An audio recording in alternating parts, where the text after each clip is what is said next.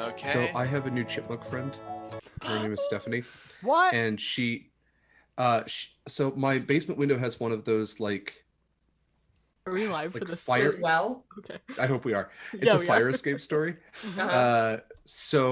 Or fire escape sort of thing. So there's like a little step, and there's kind of a cover over it, and she kind of fell through. So I had to because she wasn't able to get back up because of the cover. So I had to rescue her today. So I dropped a towel, like kind of draped it down like a Yeah. emergency ladder. Yeah, and she was very appreciative. I gave Good her job, peanuts. Stephanie. I'm proud she got out. That's Proud of nice. Stephanie. She figured it out. Anyway, chipmunk story. Hi everybody. Hi, everybody. It's me. It's all of us. My name is Graham or Graham Crackers. If this is your first time at the channel, welcome. If it is not, welcome back. We play a lot of D&D on the channel, and tonight is Goldshine Investigations, our weekly live play campaign in the homebrew world of... Sorry, you're on my left on Zoom. Matt. I thought You were did gonna- not prepare me for this in the slightest. This is the worst intro we've ever done. No, it's not.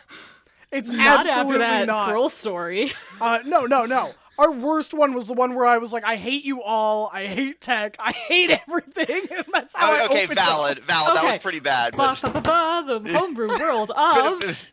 I guess, yeah, this is the world of Fictera. You guys are on the continent of Mazai, and can we please do the normal intro? Fine.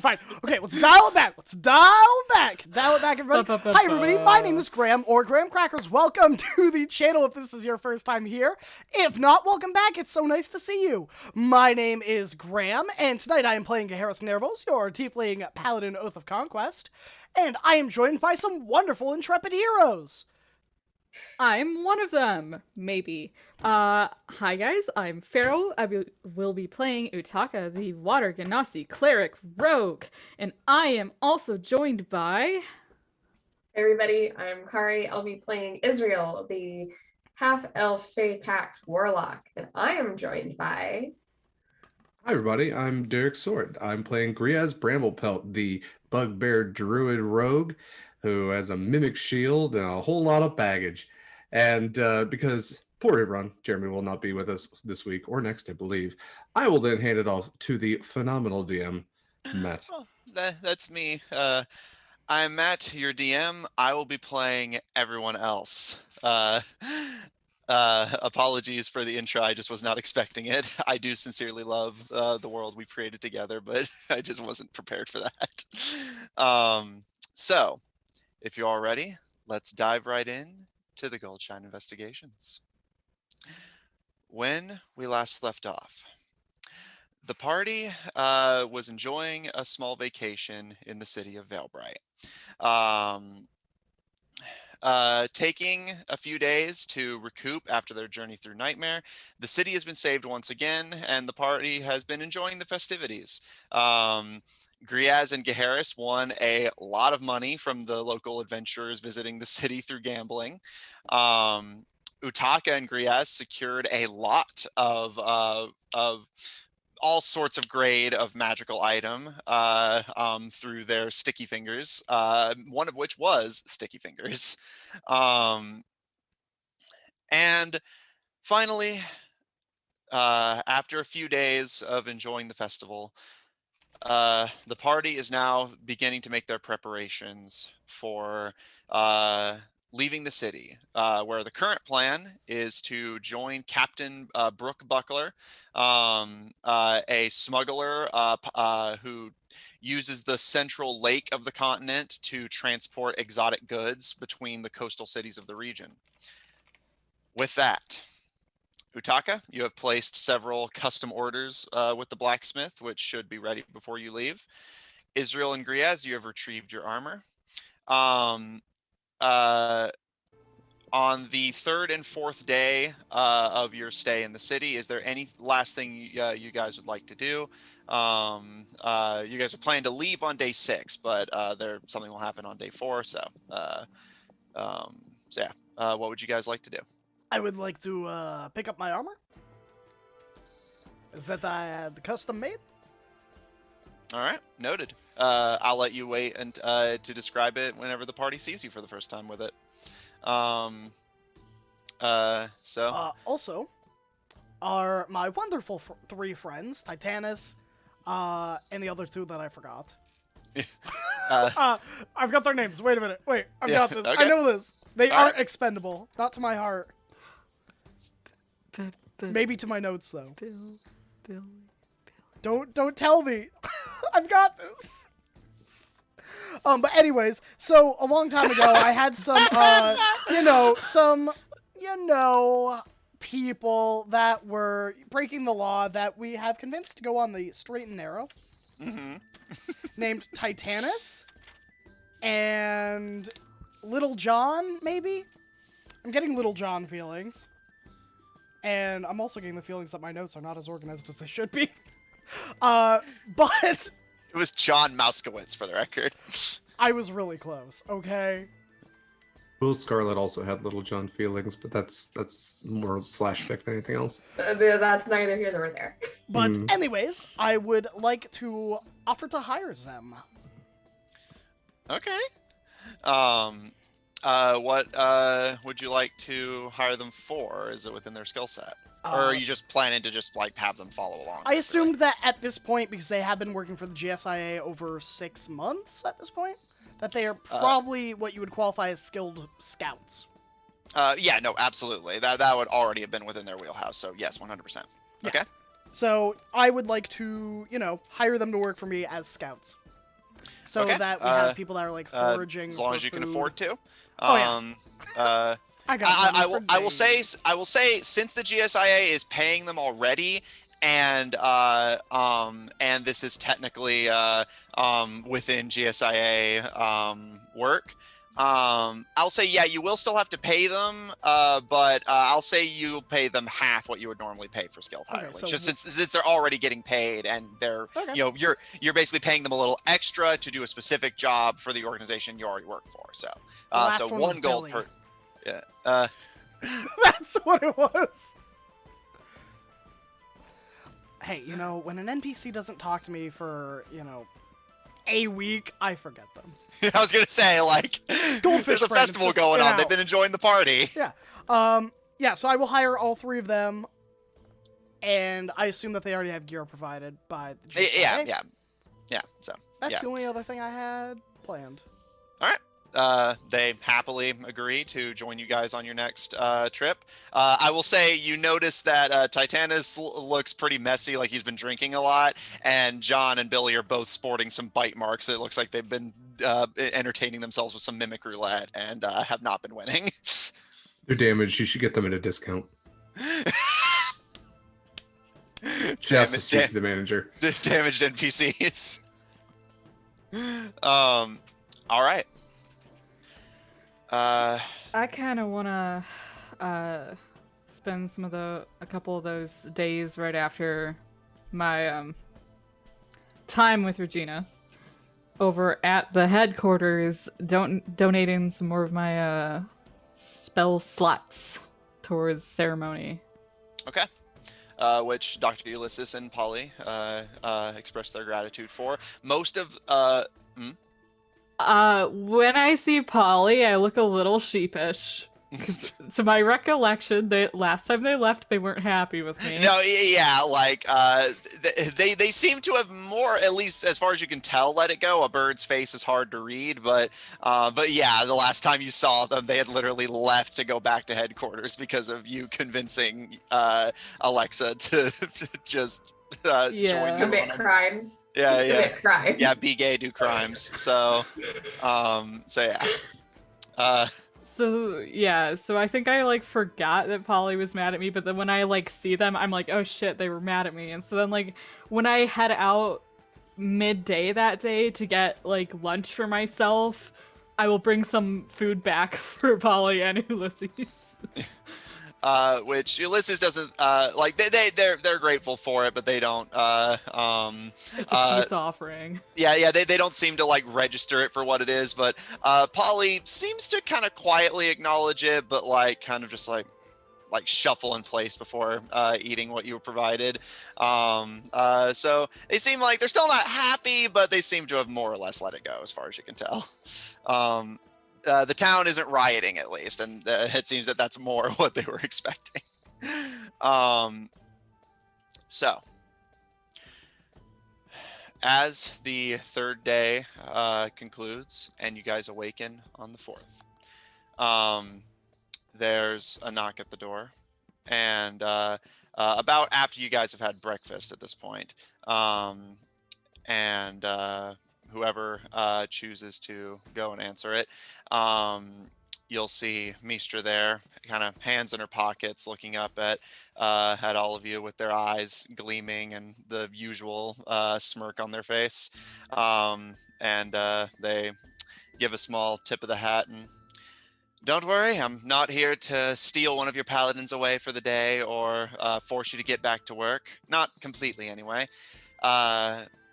Garrus told me you'd be leaving today, so I thought it would be appropriate for you all to know what the situation on the outside is." Hey, Harris! Mistra's here. She said you lied to her. I You was lied to her? unaware of any such things. That's exactly what a liar would say. Israel stomps out to join Utaka. So what was that? Excuse me. And she looks Mitra. I'm not here to force anything. I just thought you all should know what the situation on the outside is before you headed out today. And Israel just stops, blinks, and looks back. "Oh, do you want to come in? Sit down?" Sure. Are you talking about the right. weather? Because I already know how to check that. I'm aware, Mr. Bramblepelt. No. I've already brought your captain up to speed, but I don't know if you all do group huddles and team meetings and that sort of thing, so I thought I should check just to be safe. Not yet. Not yet. You're more Maybe than we've group welcome. hugged, She'd like, lead her once. to the table where they all presumably That still was are. really uncomfortable. I thought it was nice. So, I mean, it was, anyways, like, we aren't even warm. leaving today, but I mean, if you wanted to come back tomorrow, I think that is when we are actually leaving. Are you just trying to get out of work? Oh. Ain't we gonna be here for like 3 more days? Is it one day, or? Yeah, no, you had told her 4 days, but you're actually planning to leave in 6. Okay, I would be better at math in character. So we are actually leaving in 2 more days, but there is no need to fear. It is not as if I am fearing work. It is just that we pretty much work all the time, and to be fair, I am busy. I have a thing to get back to. He's been spending all his time with his girlfriend. Oh. Israel gives you a look. It's like, that's not even true. A shame. What sort of knight would spend all of their vacation days with their girlfriend? Hello, Not Ivron. Ivron. Yeah, she gives a wave to Ivron. Oh no. Oh, he's right there. Oh no! Dad is mad! Dad is mad! He frowns. I'm not planning to force you to change your objective. I understand that your plan is still to head to the Black Swamp once you leave. So I've specifically, and she pulls a few folders from her jacket, picked out all the cases that you could do while you're there on the way. However you decide to go about it is your call, but our field teams are stretched thin at the moment. As soon as they've gotten bored of the festival, they're going to be all over the continent, and you're the best I've got, unfortunately. Can I snatch him up? Absolutely. She doesn't stop you. All right. I'm gonna kind of take him and sit down at the dining room table, like with the look of, I have to do work. I'm gonna like flip through them and like look at the titles. And... Israel is leaning on the table, just like looking at Utaka, like, why did you take them? You didn't even really want to look at them. But he wants to know. There's a tap. She's like drumming her fingers and just waiting.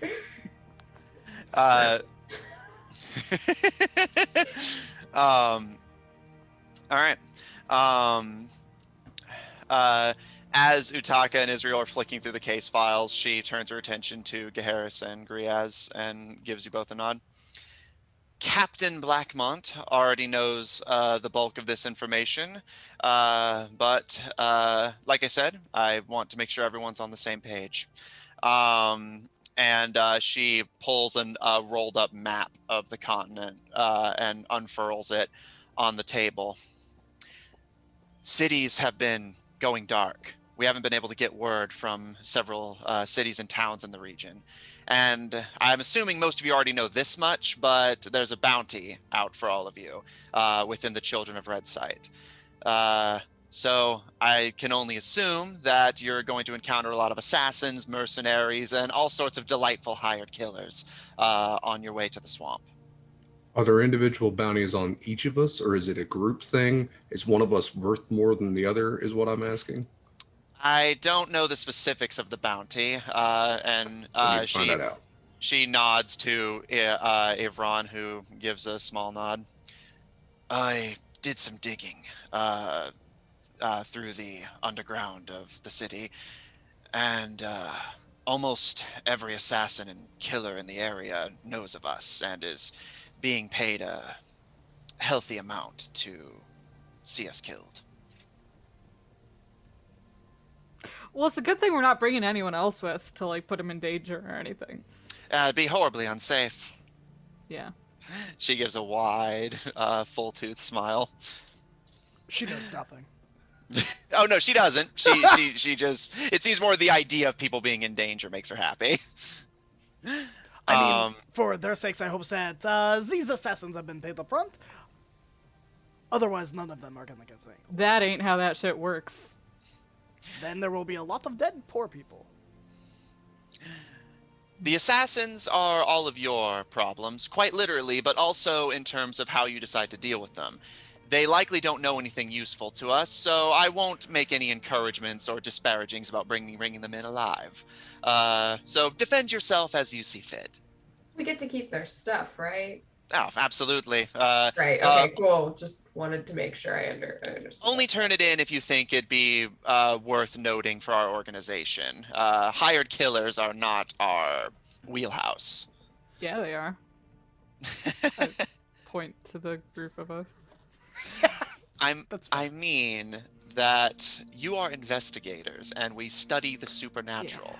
Our primary function is actually not to kill things, so she's technically right. In fact, you get rewarded to specifically not kill them. Yeah, Again, but that's like technically ignoring all the right. people, all the like shit we gotta kill from point A to point B. Yeah, You but just we're care not about strictly important being people. paid to do that. That's more of an optional thing. Yeah. How you Happens choose be to go about included. your job is not particularly my concern. All you need to do is what I tell you and accept the money. She, as Utaka and Israel, you're flicking through the case files, I'll say, the two of you see these titles for the cases.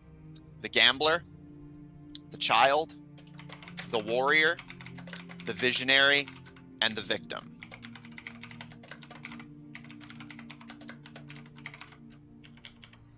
And do they have like little printout maps on them, like a corner from Google Maps, like showing where they are? It details of where they are in the individual Okay. case files. Oh, I will say the artist is also among them.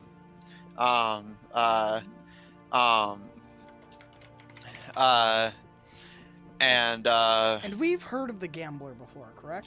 Yes, From Louis Tenniel. Yeah, you know, the Gambler got his powers at the same time Tenniel did, although Tenniel did not know him super well. And you would also know that the Gambler is a high-ranking member of the Children of Red side. Tenniel said that he is someone who might know more than he does. And the artist you have heard of before as a somewhat mysterious member whose powers are unpredictable. The GSA uses the artist as a shorthand for pretty much any case that they can't figure out a pattern to. Like there's no consistent thread of what sort of abilities they have.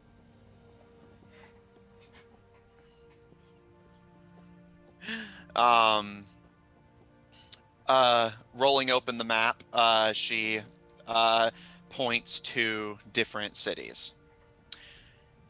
Zaidan, Augur, Ground, and Morningwood have all gone dark. We haven't been able to get anyone in or heard from anyone coming out. And she trails her fingers south to the desert at the south of the region.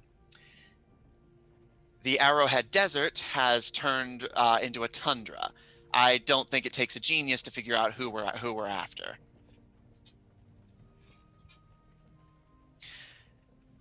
And she holds her hand out to you, Taka, for the case files. You can take them with you on the way out, but it'll be easier for demonstration purposes if I have them on hand. What, like, are they like your notes or something? Yes. Fine. I'll hand the book over. Why'd you even give them to me then? You took them from me. They were like so close I could grab them. That's probably your fault. Is it? Yes. She smiles and first throws down the gambler's case file. And flipping it open, Griaz. There is actually an artist's rendition of the suspect, and it is someone you actually recognize. You recognize the drawing as the very smoothly accented gambler that you had worked with back in your smuggling days. Okay. Would I remember their name? They had used a code name while working with you. Although, would you have asked for their actual name at the time, or would you have been happy with just a code name to refer to them by? Depending on how much they were paying me. Assuming they paid you pretty much exactly what was agreed and not a copper more, you would know that they went by the code name Quail. Okay. The rest of you see an artist rendition of a very snappily dressed, seemingly human male, wearing a black and white striped scarf. Their hair is about shoulder length and very messy and poorly kept, brown but with some slight black hair dye at the tips. Their skin is deeply tanned and weathered by the sun. And they're wearing a small, almost newsboy cap slung low over the eyes. The gambler. We've been after them for a long time, but we've been getting some reports from Smythe that indicate we might have a suspect. A man by the name of Waylon Mariner has taken over the Horseman's House Casino in Smythe. It's not that far from the Black Swamp, so if you can take care of that case once you're done in the swamp, it would be deeply appreciated. As far as we can tell, he's not going anywhere, and other than his takeover of the casino, he's not done anything with his powers in quite some time. So I want him captured while he's lying low before he has a chance to cause any more trouble. What's his whole deal? Cute choice of words.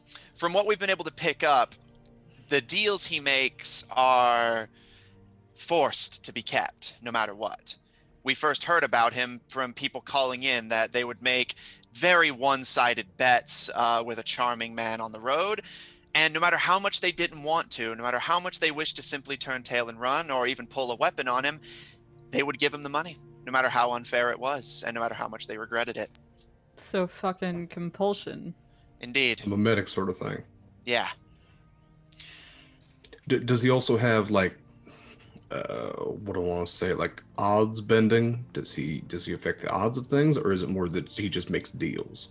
He's certainly demonstrated a talent for winning games that are deeply stacked against him, although whether he's cheating or not, we don't know. We haven't even had a description or a name until now. Just reports from people on the road. What about Used to go by the Quail if that helps him. If that helps y'all find anything more about him. Noted. Thank you. Wait, you know him? I met him once, I think. Looks like him. Yeah, probably. I don't think he had any kind of compulsory powers back then, but I met some folks. Interesting. Anything unusual about him back in those days? I'll ask you, Matt. Besides the smooth accent and anything, would anything have particularly stood out? I'll say make me an insight check. I'll give you advantage since you worked with him for quite some time. And Griez is a perceptive boy, so. Yeah, insight's different. Well, I know actually I do have insight. Never mind. Yeah, so that's a 19. I was gonna say I'm perceptive, but no, I have +6. Yeah, who am I fucking kidding? You know, Quail did not talk, for obvious reasons, you were not inclined to talk about your personal lives that much. However, you were able to pick up a few things just through observations of his behavior. Quail was a deeply angry and vengeful person. The kind of person where if you slighted him in even the most minor of ways, he would pay you back tenfold for it. A lot of smugglers and like-minded crooks in the area would actually go out of their way to avoid him unless they were absolutely certain they could uphold their deals, simply because whatever money you would lose on a failed deal was nothing compared to what he would do to you afterwards. But from what you were able to observe, he was never interested in being a criminal long term. In fact, the town of Smythe that Mistra mentions as a place the place that he's turned up is familiar to you, as he always was only smuggling specifically to get the money needed to travel there, but for reasons he never specified to you. And as soon as he had enough money to presumably make himself comfortable in the city, he vanished, disappeared out of the underground without a word to anyone. I'm I gonna can veil like. that. Oh, sorry. No, go ahead.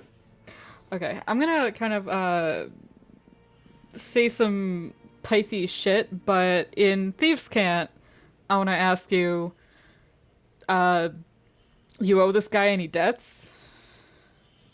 Not that I'm aware of. Kind of feel like if I did, I wouldn't be here.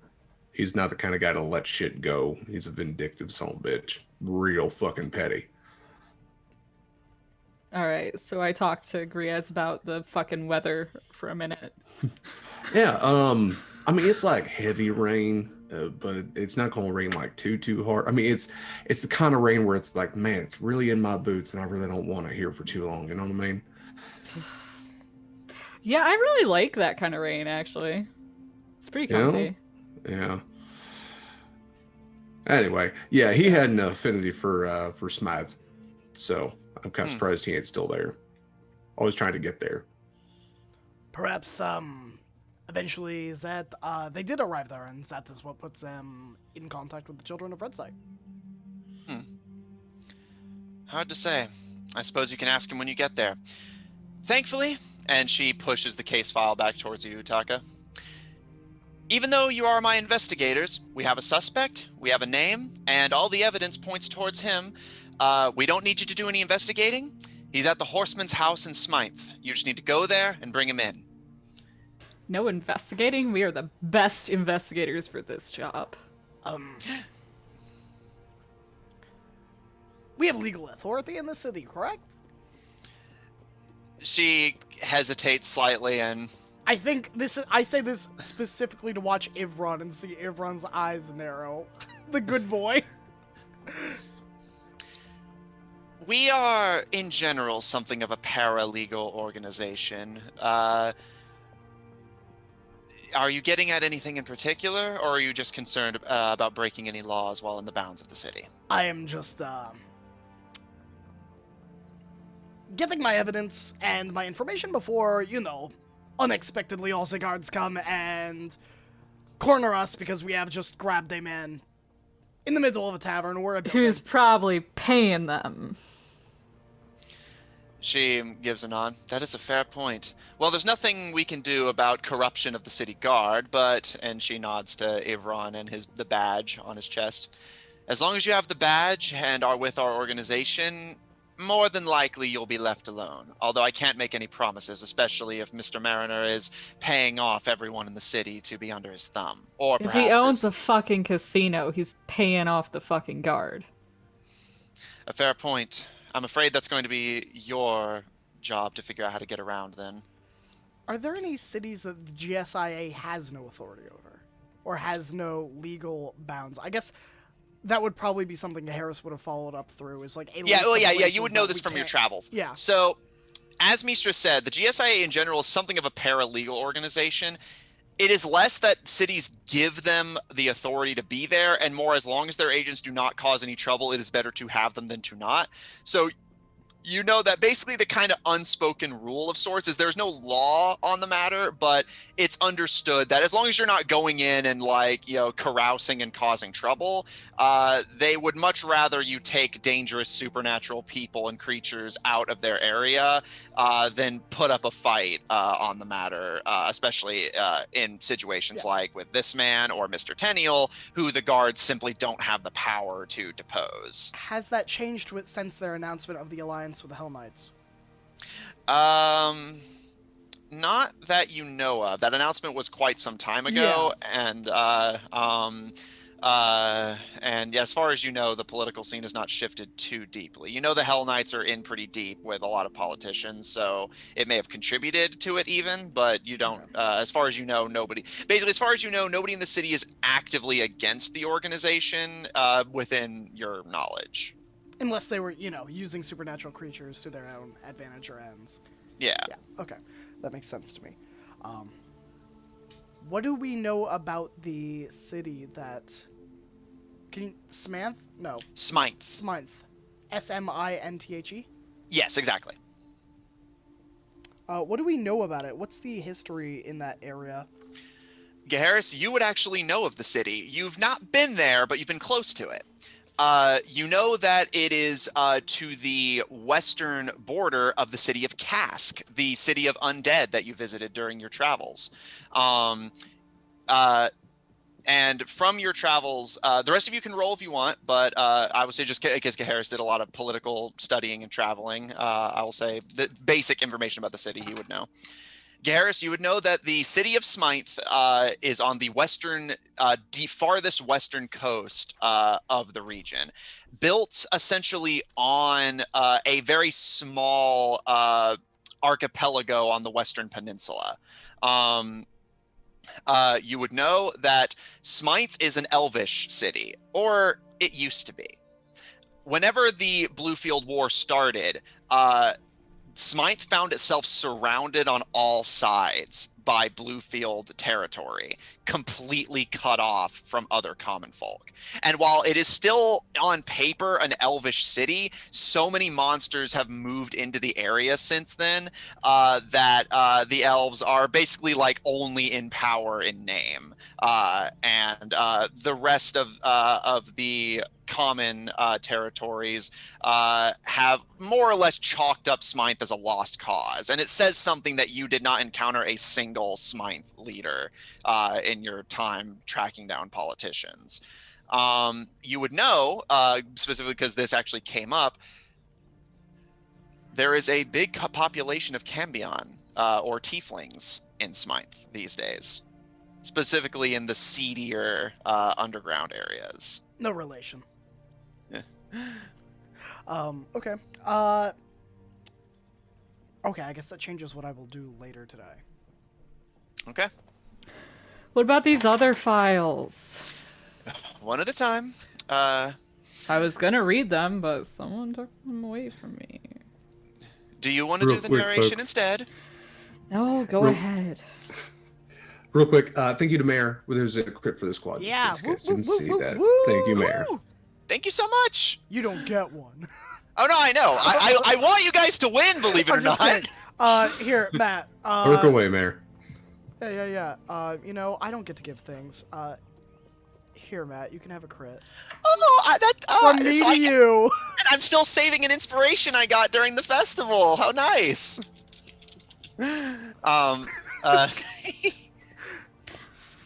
Crit me. All right. Spare me the I think berry. I saved Spare up the enough berry. to save Barry again, just in case. He already has two extra lives. stacks. You don't know how many that ant's gonna need, all right? It's true. I've invested. Mistra slides the next case file in front of all of you. The Child. And as she flips it open, it's an artist rendition you all recognize. The frostbitten but covered in winter gear body of Kenny Caldwell. What a nice fella. Wasn't he an adult? Absolutely. Indeed. The term is metaphorical. Are you familiar with this terminology? Gambler, child, warrior, victim, visionary? No. They are constellations, As correct? words, yes. How you people tend to use them, absolutely not. She holds up her hands. I'll explain. Weren't they constellations? They are not constellations, but you're close. Oh gosh, I remember writing it down because there was the dragon and. Oh, yeah. So yeah, you would know this then. So I'll remind you, since it's a thing you innocently forgot. Garrus, you would know that these terms are specifically referring to the concept of archetypes. It is a belief that all souls are bound to a sort of characterization of sorts.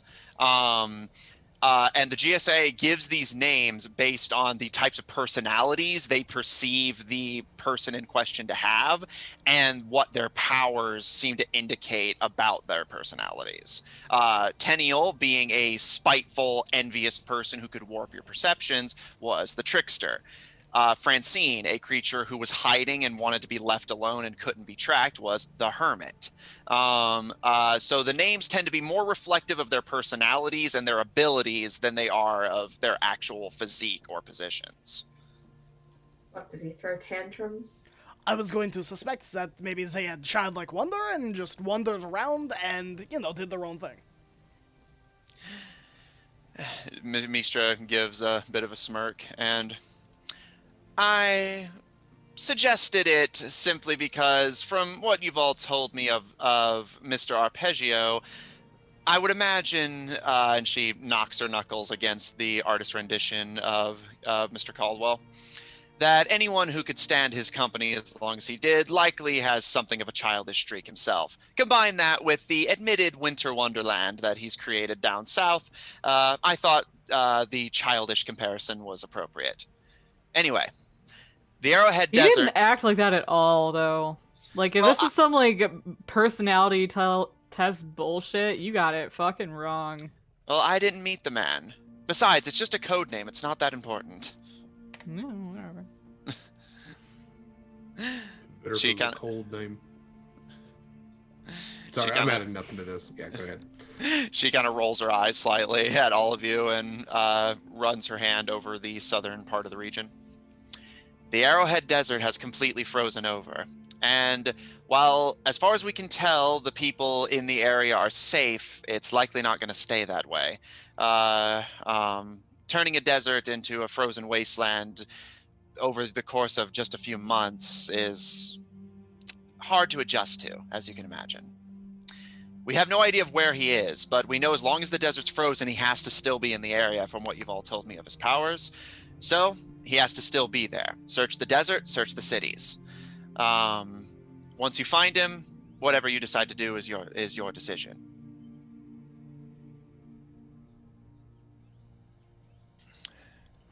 What about the warrior? That's the thing. These three, and she slides forward the warrior, the visionary, and the victim, were more assigned at random. The problem is that we don't know what's happening. The cities have just gone dark. Nobody's Those are those towns.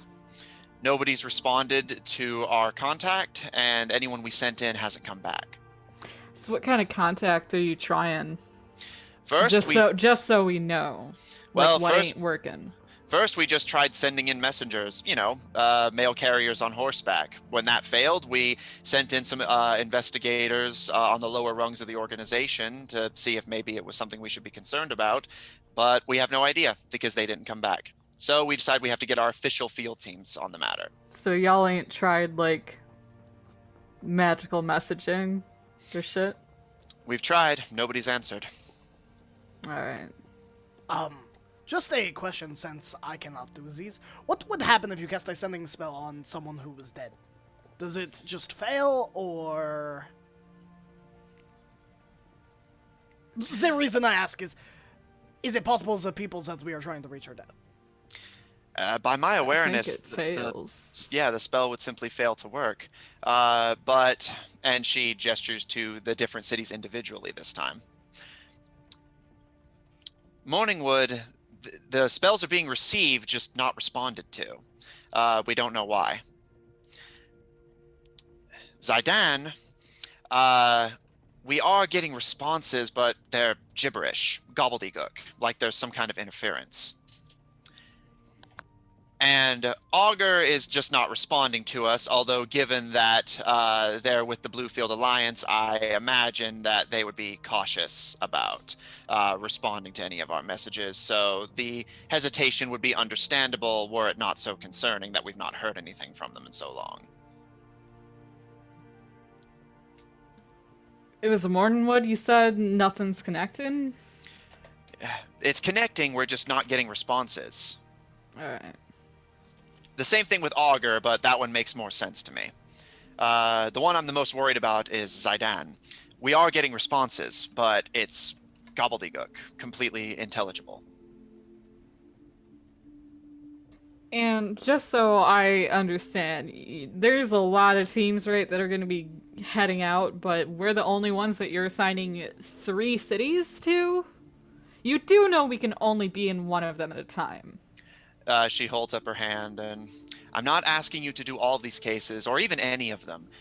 I promised that our first priority would be the swamps, and she gestures to you, Griaz, which we've investigated, but unfortunately haven't been able to find the origin of the disappearances of the swamps of the region. But from what you've told me, Griaz, whoever's doing it is likely in your area, planning to strike there next. Our goal is to get there first.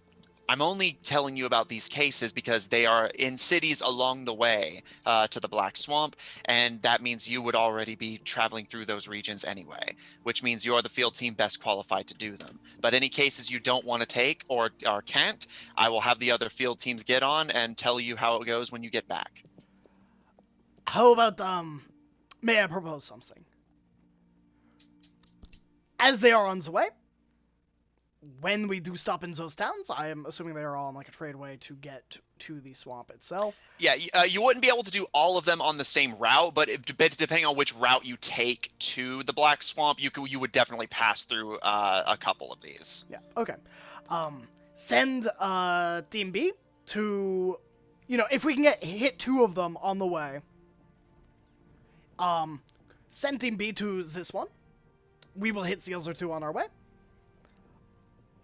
And on our way back, we will touch base with Team B.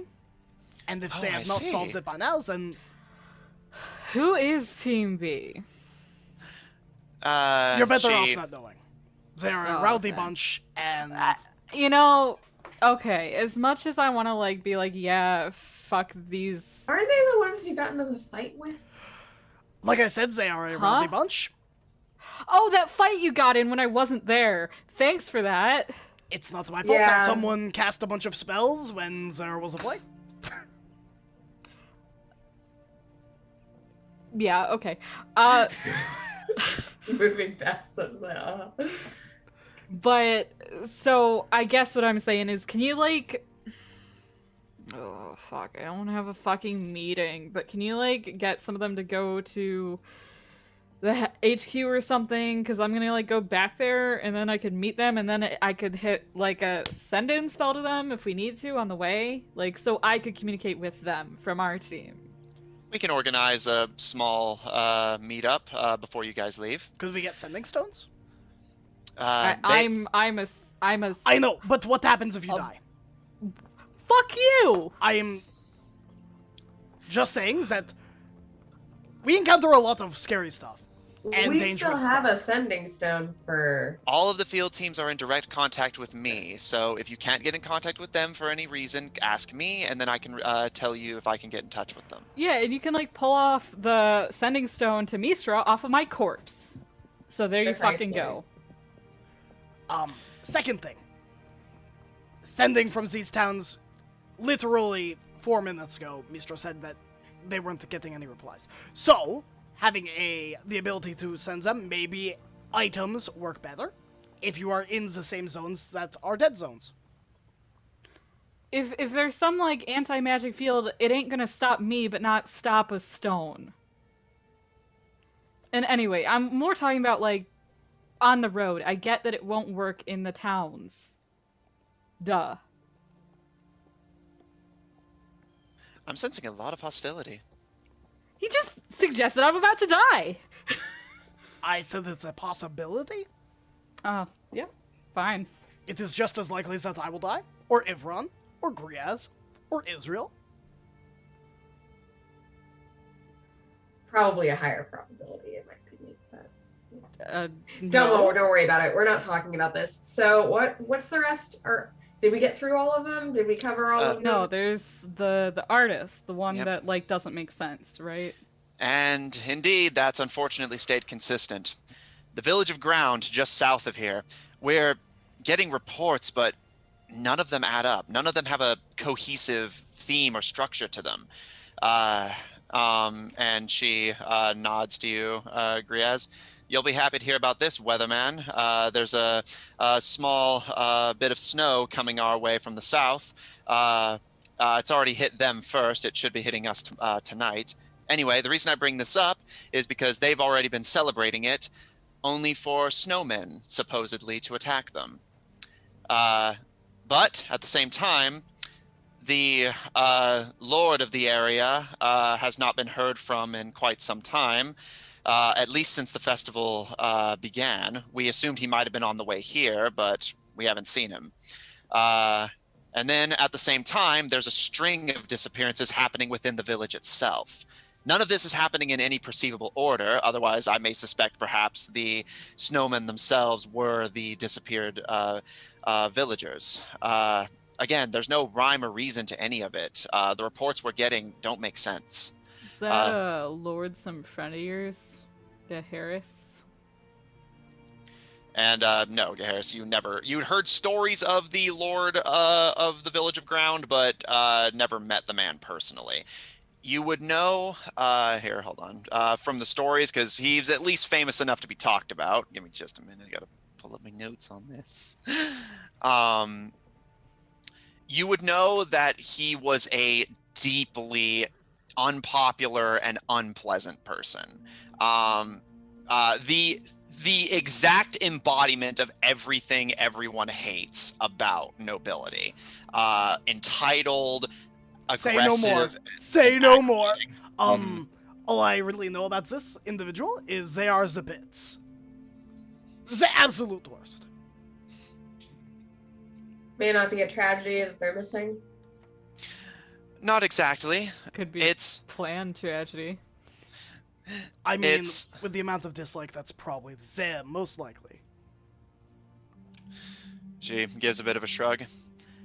I have no idea what to tell you or how to prepare you for this case, so I would just ask if you are passing through the area to look into it. I'm not particularly concerned about some high and mighty aristocrat. I am concerned about a string of disappearances. After all, that's our job to look into, and it's going to make me look bad if we don't figure out where they went. Alright. Thanks for the meeting, Mistra. It was really informative. She tips her hat to you, and just, now, was that so hard? No. He might have sprang something. We'll have to check. Not We So- offer you anything to drink. We have been terrible hosts. Would you like a cup of bramble pale? I've heard the stories. I'm going to have to decline. That is fair. So, Gaharis, to make sure we're on the same page on this, so you're proposing I send Field Team B directly to the Black Swamp. That gives all of you time to investigate. That No. is absolutely not what I said. You said there are 3 towns that you cannot reach. Indeed. On the way to the Black Swamp. We send Field Team B to one of those towns, not to Oh, the I swamp, see. and we cover the other two on the way. Very well. Any particular preference on which ones you want to take over? Judging from the capabilities of Field Team B as we have measured with Ivron's arm wrestle, and our fight, which of the towns do I think would suit 2 satyrs, a walking, talking suit of armor? The gibberish one. Yeah, which one seems like it's going to be the one that's less combat and more, maybe not less combat, but like would be more suited towards like investigative and like speaking with people, because I feel like that was their strength. Off of the very little you have to go off of, Mistra at least implied that the reason Augur may not have responded is because of them being with the Bluefield Alliance, and thus probably hesitant to... They can go to Augur. I don't think they have any humans in that party. Yeah. They're good. They will right. fit right in. Off they go, shoo. All right. She gives a nod, and I'll organize a meeting with them before they leave this. Before one of you leaves the city, and she nods to you, Taka.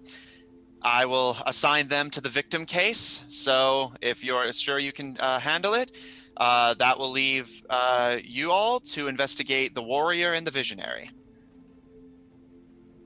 All right, and how far away from all that and the Black Swamp is the new tundra? That depends on the route you take. And she looks back to the map. The least shitty route. She gives a bit of a smirk, and it's really the only route you can take. Well, then why are you giving me options? Because you irritate me. I mean, options. We have a boat. Correct. Oh, do you? We'll be traveling by boat. Surprise, surprise! We have decided to be smart about things instead of just wandering the countryside. Well, It's technically a ship, so you're not like overly concerned. It will fit all of us. well, whether all of you can fit in a canoe is not particularly my problem, but very well. If you're going to be traveling by ship, that certainly will shave off some of the dangers of your travel. It means you can completely circumvent the Kipling jungle.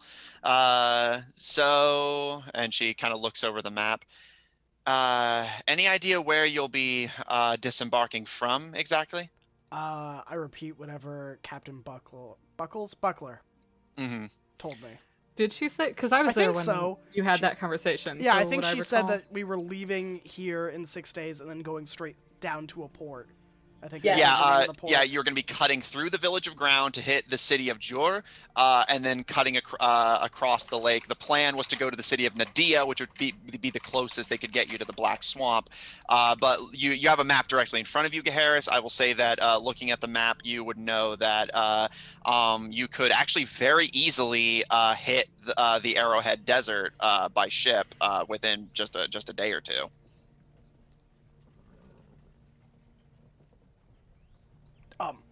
Also, I may have conscripted 3 of the scouts for this journey. One of our field teams or one of the lower rung investigators? Some of the individuals who journeyed with us on the Millennial March. Ah, the poachers. Well, do with them as you wish. Just try not to get them killed. It's a lot of paperwork. I thought we weren't taking people with all the assassins on us. There is a reason why I'm taking them, is that all of them were involved in kind of shadier things. It will be easier to leave them off in towns that we have been in for them to keep their ears to the ground. Not a bad Alright. idea.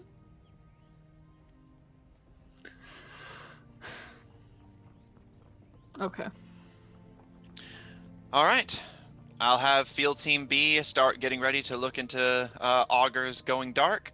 Perhaps I can ask them to take a look at Morningwood on the way. And she kind of like looks over the map contemplatively.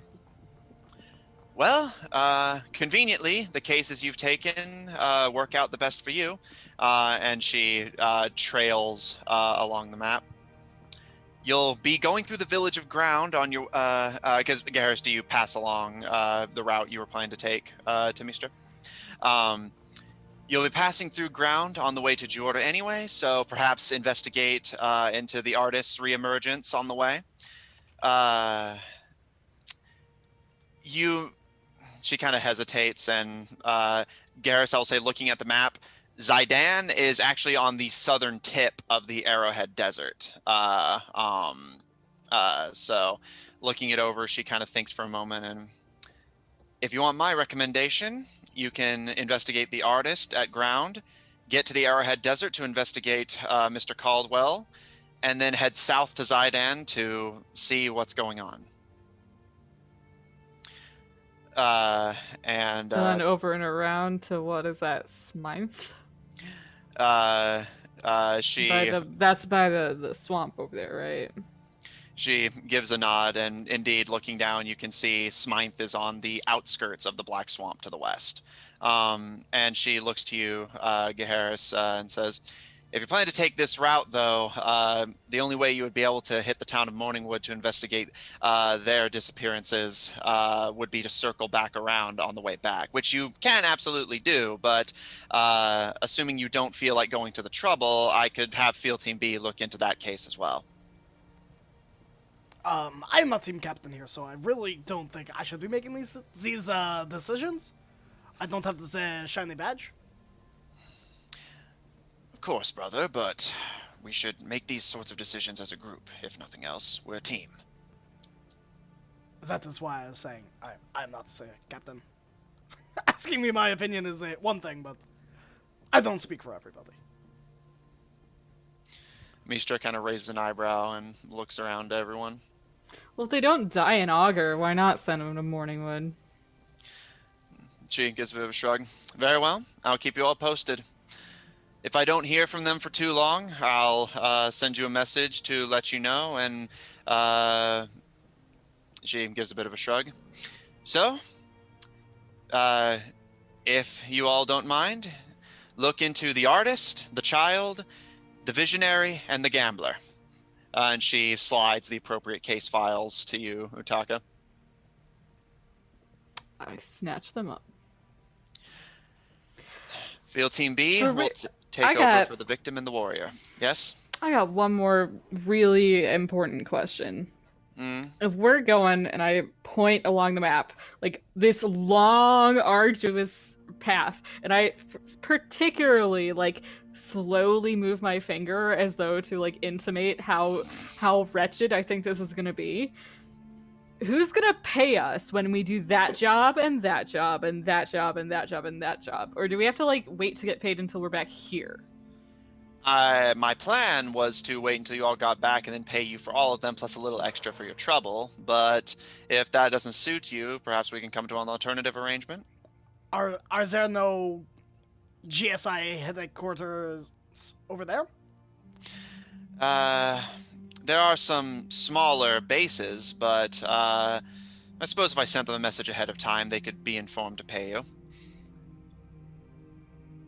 Alternatively, we could just loot the cities as visiting conquerors. There's a wistful look in Garrus's eyes. Mistra kind of raises an eyebrow, but noticeably does not actively shoot you down. We've already looted Veilbright. She kind of rolls her eyes, and we do have our western headquarters in Azar. It's in the desert, so I can let them know that they are expected to pay all of you for your trouble for solving the cases in the region, if that suits you better than waiting to get back here. Yeah, that suits me a lot better, actually. Very well. Visit the city of Azar once you've solved these cases, and they'll pay you. Once we solve like the first couple there, and we'll stop there and then head on our way. She nods and turns her attention to you, Griaz, and I understand I'm asking a lot. I'm not attempting to distract you from your personal business. If nothing else, I do pay off my debts in full. I'm just running very low on people I can count on to do these sorts of things, and these are only the ones that are on the way. My field teams are stretched thin. The cities are vanishing off the map, and supernatural occurrences are practically doubling by the day. I'm sorry I have to ask you to do more while we're attempting to do what we can for you, but she gives a bit of a shrug, and I'm low on options. And the only other thing I can do is nothing. You're just lucky I don't have any other options. It's on the way. It's fine. I at least like the folk that you paired me up with, so that's nice, but If it means anything, I'm all for skipping over all of these little side things. Yeah, you want to do Do that? yours, then get back to it. I don't care what order you do them in, just that they're done while you're in the area. My field teams, like I said, are stretched very thin. Just wait a minute. Do you want to do that? honestly, strategically speaking, I don't want to get to the swamp and then be flanked by everything behind us. I don't want to have to skip over stuff and then hopscotch our way back, hoping that they haven't gotten more powerful. No. You It's coming on the back way. after we help you in the swamp? Y'all are. I don't know. It all depends on what happens in the swamp. With luck, it's at least all related. Because at this point, it'd be really weird if it wasn't. That's what I'm saying. All right. Okay, now that he has said he doesn't want us to do that, sorry, what were you saying? She holds up a hand and just, I've said everything I came here to say. I just wanted you all to know the situation, be aware of the bounty on your heads if you weren't already, and be informed about the cases in the area if you have the chance to pursue them. Whatever you decide to do from there is your decision. Although, and she nods to all of you, if you're intending to stay in the city for a couple more days before leaving, that actually works out. Dr. Ulysses is making good progress on figuring out how to reverse engineer Joshua Sr.'s powers. And if you'll stop by the lab before leaving the city, their gift for bringing him in alive should be ready for you all to retrieve on the way out. Israel, you're gonna really like it. Like what? The thing from the Josh Scott's Right. whatever. Anyway, I've Don't worry seen about it. It's pretty fucking cool. She gives a tip of the hat, and I know y'all at least want a day to prepare, if nothing else. So I will leave you be for the time being.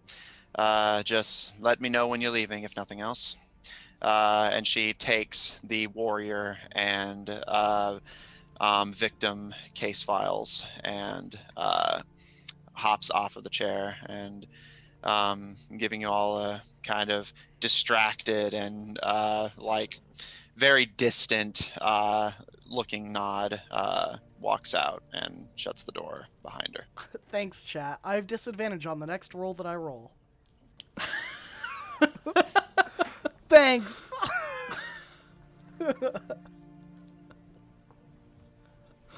Love it for you. Hey, that's okay. Tuesday coming back to haunt you. Hey, that's fine. One day there's gonna be campaigns that I'm not involved in, and I have infinity points. So, well, I'm going to get feel exhausted. I'm going to get back. Haven't done anything yet. Yeah. And she just like, gives you a nod and like turns to go do the dishes. I'm going to go out to do a chore. I will be right back.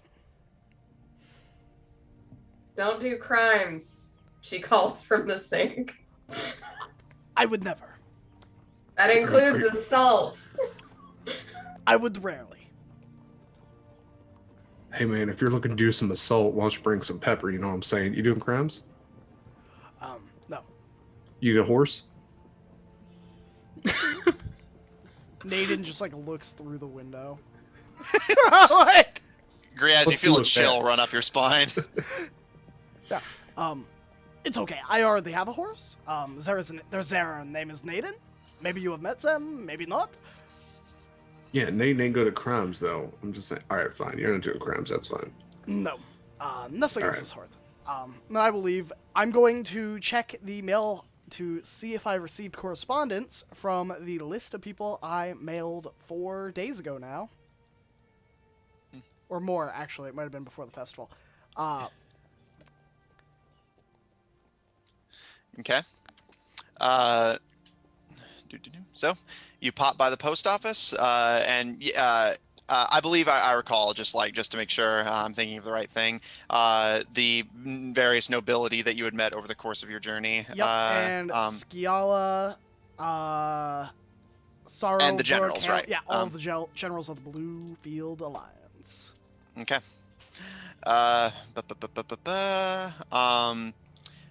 Now I will say that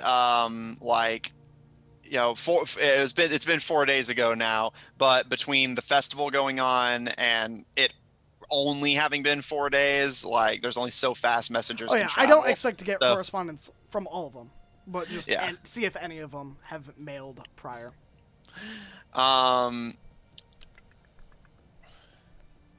Because if not, I am going to hire someone to cast sending.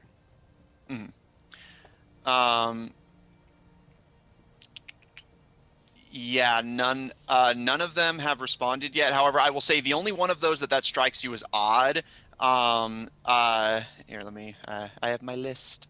Only one of them, it actually strikes you as odd that they didn't respond, because the rest of them you simply know their areas to be very far away, and the message likely hasn't even arrived yet. Or if it has, then the response is on the way. But it does strike you as odd. For one of them, just need to find it. Sorry. It's all good. Do you need a list of the names? I've got them all pulled up. Oh no! I just need I have them saved. I just need to actually have them pulled up and ready. Wasn't expecting this right here, right now. You. I told Do you need a minute? I got it. I got it. Okay. Oh yeah. Skip to a different screen. It only took me a moment. General Sorrow, the goblin, because the goblins primarily live in Augur, one of the cities that has gone dark, and Augur is also not that far from here. So him not replying or being here at the festival is a little odd to you. All the other ones, the nobles and generals, live a lot further away, so those don't bother you as much, but General Sorrow's complete lack of response does catch you off guard. Okay. Then I would hire a wizard to cast sending. I know you have sending, just I'm not going to go through Utaka. Okay. There is reasons. Oh, whoops, I was muted. I said, I know that Utaka has sending, but I wouldn't go through Utaka for these. Oh, no, you weren't muted for that. You're fine. Oh, for some reason it showed me as muted on my computer. Weird. Okay. So, Gaharis, you'll just pay any wizard to do it, basically? Yeah, I would probably go to Melvin. I think Melvin has cast sending before. Okay. And Melvin was there and has met, I would presume, has met some of the nobles. Well, and the general was among those outside of Valebright, so Melvin's met him. So yeah. Yeah, but I'm not sending the general. Okay, who are you planning to send? I am planning to send to Dinah Liddell. Okay. Because out of all the nobles I know, she's the one that is most up to date with all the going-ons. All right. All right, and what would you ask Melvin to send? This message is being sent on behalf of Gaharis Nerthos. Dinah. Several of the following towns have gone dark. 1, 2, 3. Any news?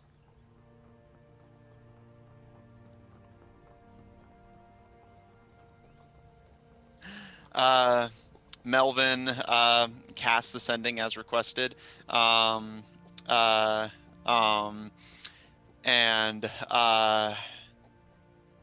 it takes a moment, him kind of silently processing a response if he received one, and he opens his eyes and nods to you, and she says that it's nice to hear from you, first of all, and that she knows about those towns going dark, but has not heard any news on why. All right. Well, I will give another 10 gold to Melvin. I have a second sending I have to send. All right, what would you like to send? And this is to Eva Rigger. Okay. And because I believe she would be the closest to the casino, correct? Yes. The city of Cask is very close to the city of Smythe. So, same opening. Hello, this is a sending spell being sent on the behalf of Geharis Nerthos. I am headed to... What was the name of the casino? The Horseman's House. The Horseman's House. I'm assuming there are traps in wait. Are there any individuals you can trust you can send to meet me there? And then I think Melvin has one last slot, so I'll just, give him another 10 gold before she replies. I will be going there with my companions. There is a bounty from you-know-who on us. Assuming the town is in the pocket of someone we are tracking. He takes the money and sends the requested messages, and after a moment of contemplation and actually sending the messages, he gives you a nod and says, she says that she trusts the nobility of the area and will have people on call to be on the lookout for your team and for anyone of concern, and will inform you as soon as she can if anyone suspicious enters her radar. You are the best, Melvin. I am never let down by you. You constantly inspire me to be a better person. And I will leave. And as you turn away, he's just like, "Oh, thank you. I'm still not going with you, though." That is okay, Melvin. I assumed you wanted to stay here with all these wonderful books. I've had my fair share of field work for a while, I think. That is entirely fair. Do I don't think I have any bramble pelt on me, do I? You might. I do. I don't remember if I still do. It's in the house. Yeah. There are drugs in the house. I'll just take yeah, one of the at bottles least- that are in the bag of holding and set it there. There's at least 5 servings left of Bramble Pill. Yeah. So I'll just give one of the bottles that were already in the bag of holding that didn't break when I opened it. From Mikhail Gherkin. Gherkin! Don't even use that voice. Don't even get out of here. Yeah, and then I'll just head back home. I think that's all I have to do before we set out. All right. And Utaka, as promised, a small just meetup to allow you to cast sending to Field Team B is organized. So they will be added to your list of contacts. Who do I meet from that field team? Because they're all just in town enjoying the festival, they're actually all together at the moment. So you can. I don't know. Have I had the pleasure? Yes, because remember they were in the tavern whenever you guys first arrived in. I don't right? think I really talked to most of them directly. Yeah, but you were there for them, like introducing themselves to the group and stuff at least. but yeah, so you meet with Field Team B, the half elf, the satyrs, the fire genasi, and the mysterious figure in armor. Is there anything else that you guys would like to do while you're still in the city? There's a couple things for me, but I mean, I think like this day at least, I was gonna donate those spell slots because this is day 4, right? Yeah, so I'll go spend hours working, I guess, making holy water for their distribution of anti-plague medicine. Okay, which they gratefully accept. And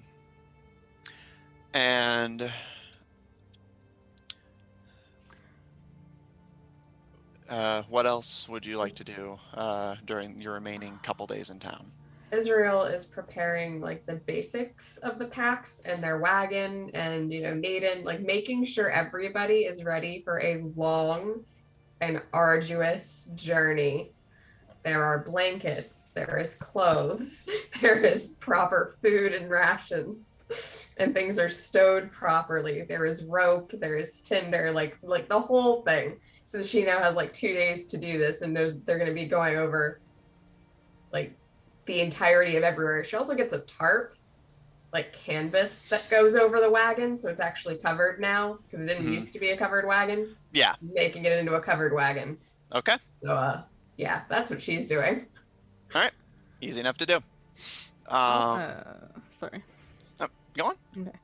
I want to save one more spell slot, one of my 3rd levels from that day, and I guess towards the end of the day, I would like to cast Sending. All right. Who would you like to send to? I would like to send to Rin. Okay. What would you like to say?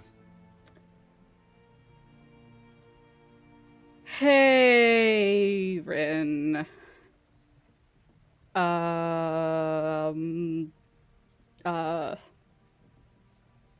Hi. I'm not dead. Hope you're not dead. Okay. Thanks. Sorry. Sorry. Bye.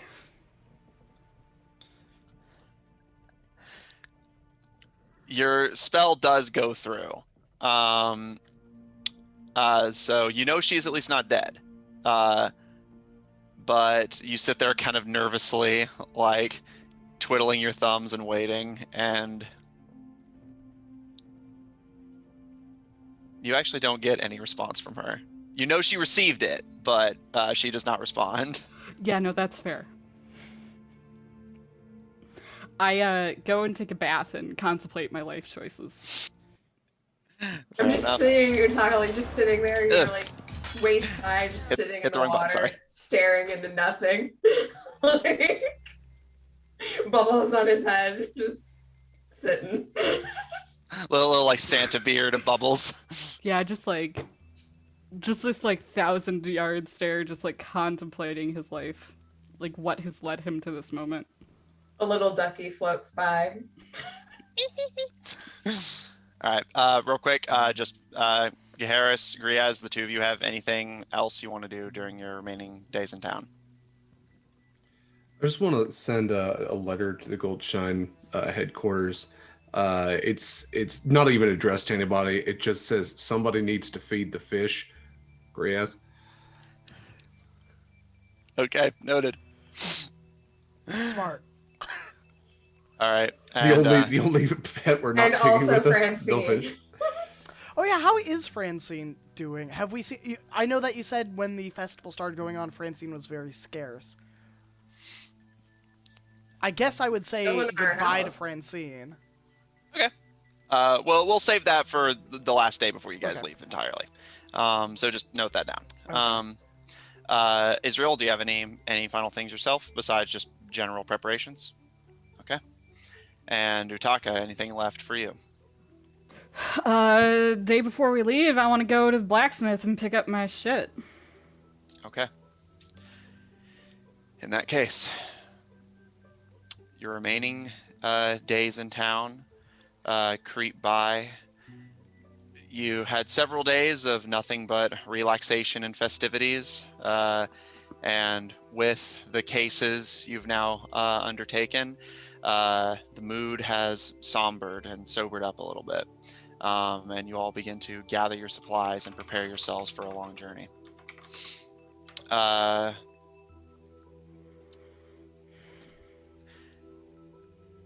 Utaka, on the dawn of day 6, the day that you know the party to be leaving, you make your way out of the house early to go retrieve your order.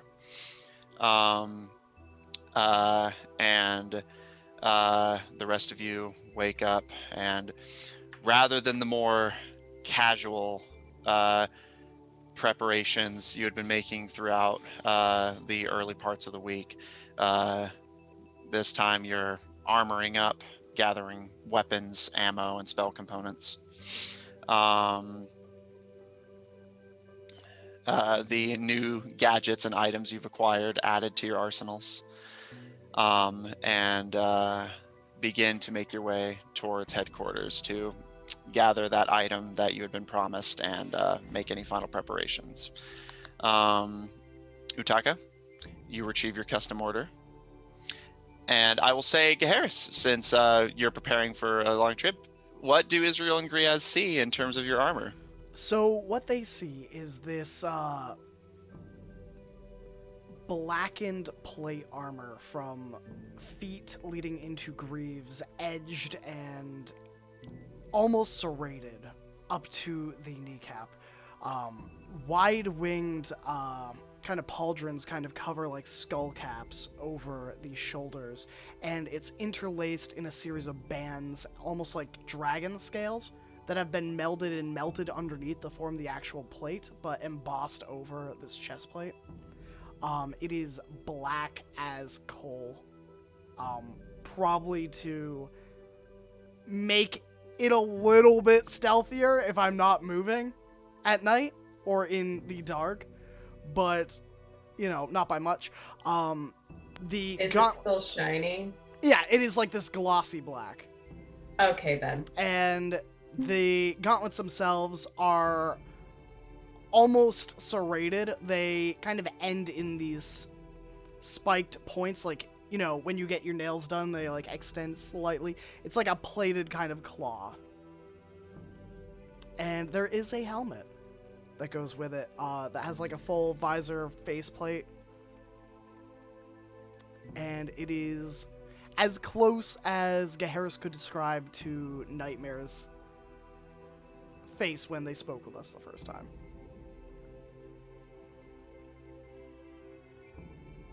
Wow, I didn't think you were such a big fan. Subtle. Real subtle. Yeah, I was also gonna say that too. Very subtle. I mean, it looks good. It does. To be It fair, looks expensive. it was. But to be fair, the scarier you look, the easier it is to get people to either give you the information so I don't have to waste time convincing them, or decide that I'm probably not worth a fight. Yeah, that's fine. She does look like, yeah, you're not wrong. Valid. Yeah. Griaz just looks like his and Israel's, like almost matching new +1 studded leather, just like, yeah, it's fine. Yeah. All right. Making your respective ways to headquarters, Utaka, after picking up your order, which do you want to keep that a surprise for whenever you first use it as well? Or do you want to... Yeah, but I do want to give one to that kid, though, before I go. Okay. So, I'll, like, look at him, like, really seriously when I give it to him. I'm just like, you can be good, right? He kind of gives a slow, like, somewhat awkward and uncomfortable nod.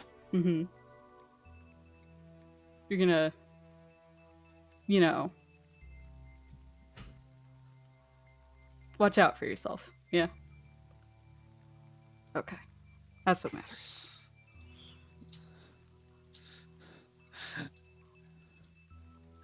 He seems a bit nervous, but he does kind of look over what you handed him before, seeming at least convinced that it's not dangerous or anything. Kind of awkwardly pockets it. You ever go to temple? The one down there? Not more than occasionally. Why not? Just busy. I'm working. You're too busy to like pray? I've just never really been one for those kinds of prayers. I'm Yeah, sorry. but you know it only takes like a minute, right? He kind of like seems really awkward, like not really quite sure what to say in this situation, and just kind of like kind of opens and closes his mouth like he's going to start saying things, but never quite settling on something. I'm gonna tell you a secret. You wanna know a secret? Okay. It's better to have gods watching out for you than to not. And I'm gonna like snap my finger and like sparks like flare around my hand. He kind of jumps back and just like, I'll see if there's any that catch my interest. I'll ask my parents about it, I suppose. Yeah, okay. You can also like, if you can talk to the high priest, he's kind of busy, but he's like a lich. He's really fucking cool. Very well. All right. Later, kid. He kind of nods and kind of nervously shuffles until you exit his shop. What was his name? Because I did ask it. I do have it noted. Just a second. Sorry, I have to keep pulling up the most unexpected parts of my notes. No, that is totally fair. I just need to know the growing number of people that I can cast sending to. Fair enough. Fair enough. There you are. Rodney Copperpiece. All right. So, with that, you all begin making your way up to the highest tier of Veilbright to visit the headquarters, receive your item, and any final information. Going to the lab as promised, which the bulk of you outside of Utaka have never been to. You find yourself in this small room, very sterile and white, but covered in various tools and many, many vials of holy water. As you see the pale skin and red and golden-eyed figure of Dr. Ulysses, who you all recognize from the festival, but other than Utaka's brief introduction, did not know her exact role within the organization. As you all enter the research lab, she gives a nod and just, I'm assuming you're all here to pick up Joshua Scott Sr.'s gift to all of you before you leave. Yep. All right. This one might catch your interest, and she points to you, Harris, seeing as you're dressed up like something straight out of hell and all that. And she holds up. I lean over to Graz. Was that racist? It's fine. We're gonna let it slide. It's fine. Israel leans over. To be fair, you're really leaning into it. I mean, that is just because I didn't want to steal Ivron's whole thing when they eventually buy plate armor, which we know is going to be bright white. I think I like come in late, like to a desk that, though the whole area otherwise is sterile, this desk has like trash from yesterday from when I ate lunch and didn't throw it in the Yeah. trash can, and like it looks like Utaka has been using this desk, and I just like dump my bag there and like make myself at home. Yeah, and yeah, you all can tell what Utaka's little corner of the lab has been over the last week. Gaharis, Dr. Ulysses holds out what you recognize as the patchy red hood that Joshua Sr. had been wearing in Nightmare. And from what I read of the report, you took quite an interest in Nightmare and his abilities, and this gives you a little taste of it. And she holds the mask out to you if you choose to take it. Israel, would you like this? I mean, I already have a super cool sword. You don't want to go from the Dark Knight to the Red Hood. I think she could use it more anyway. If you insist, I don't care who uses it, although I would like to know how it performs in the field. What is it? What does it do? She just take the hood. Maskophobias. If you get some practice with it, figure out how to use it, you can pull your enemy's greatest fears right out of their heads and have them fight on your behalf. They're not particularly strong, but they can take some hits for you, and if you use them right, can deal out a bit of damage. Not to mention it makes them for some great psychological warfare. She nods consideringly, and she's not entirely sure how to work, so she just puts it away for a second. She's like, I'm gonna need to figure this out. Cool. She gives a bit of a shrug. Happy to help. Speaking of which, and she turns to you, Taka, and from her sleeve, a tentacle emerges holding a small satchel of coins, which she plops onto the mess of your desk. Compensation for helping out around the lab. I know you already work here, but you managed to help the city get immunized a lot faster than they would have been otherwise, so thought it was fair to pay you for your efforts. And from a high-up shelf, Polly pipes up. By that, she means that I reminded her that you needed to be paid for your efforts. I think there like a burst of conflict crosses Utaka's face, because he wasn't expecting to get paid for this. He thought he was just like doing a good thing, but at the same time, there is a sack of gold in front of him. And he is not very good at saying no to that. So he's like picking it up and he's like, yeah, okay. Israel like slides the hood out and like offers it to Griaz. Do you want?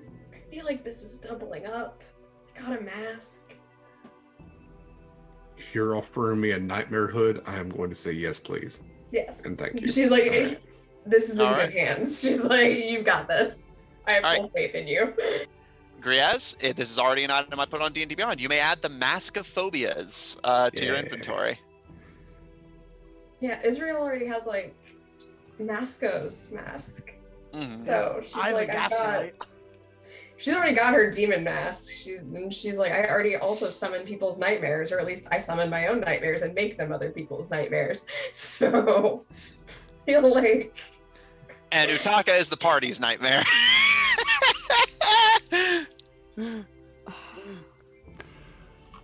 This is just Gotta 50 share the Shades, I guess, item because we're just love. throwing it. Fine. Insult the only one here trying to immunize the city. No, that's fine.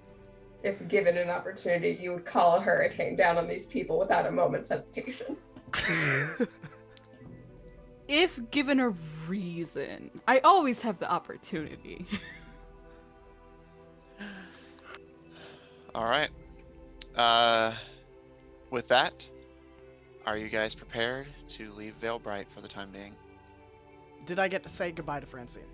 No, you can do that on the way out. I'm Oh, just yeah, asking if there's yeah, any yeah. like errands you want to run. I'm good. All right. I'm sure everyone the sent some only letters to errand the would be to- Hellknights. Yeah, the only errand would be to make sure that there's someone to feed Francine and the fish. Yeah, which Griaz has already organized, so. Exactly. I don't think we have any other debts or anything to worry about. Okay. No. I guess one thing I would ask, maybe more like as the group's leaving, Mistra isn't here right now, right? She's in her this. office. Okay. I'm gonna slide into her office. I guess I'll talk to the principal. All right. As you guys are heading home to make the final preparations, Utaka slips upstairs towards Detective Mistra's office, or rather, Lord L's office that she's commandeered while he's away in Amelia City. And she kind of looks up and raises an eyebrow. She sees it's you entering. Doesn't seem hostile, more just surprised, and So leans this back. is Lord L's office? Technically, yeah. Or Is wait, it was like that? covered in like shelves and stuff? Yeah, it's that one that had like the big bookshelves that no one was going through. So lots of things that sticky fingers could go around. Oh shit.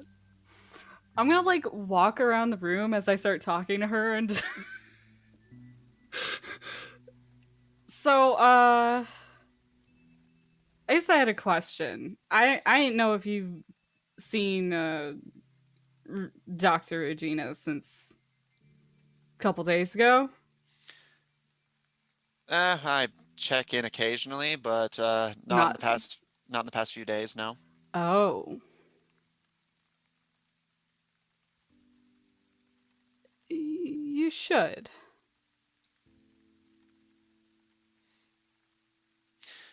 She kind of stares at you for a moment, and you can almost feel her kind of like trying to get a read on you before she. I'm guessing that she is no longer under our jurisdiction. I don't know. That's kind of what I wanted to ask. Speaking completely theoretically, if her ability were to have been removed or nullified in some way, did you have a preference on what is to be done with her?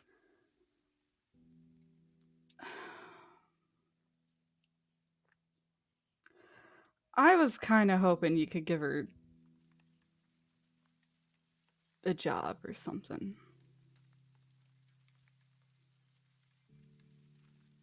I don't want her to like sitting alone in a room, like feeling bad about herself and only like, you know what I mean? Suppose that's fair enough. Like she's so quiet. She'll just like stay there and like read books and like only Melvin is truly happy doing that. I suppose that's fair enough. Well, she is a doctor. I suppose I could put her on the medical team. Yeah, just like give her something to do, right? Very well. I'll give her something of an internship. Although I'm going to be very upset if she starts eating my patients. That ain't gonna be a problem. Well, it's not going to be your problem at the very least. No, it ain't gonna be your problem either. Well, I think it's more the patient's problem if they get eaten, right? I mean, theoretically, yeah, but like, I think she's trying to be better.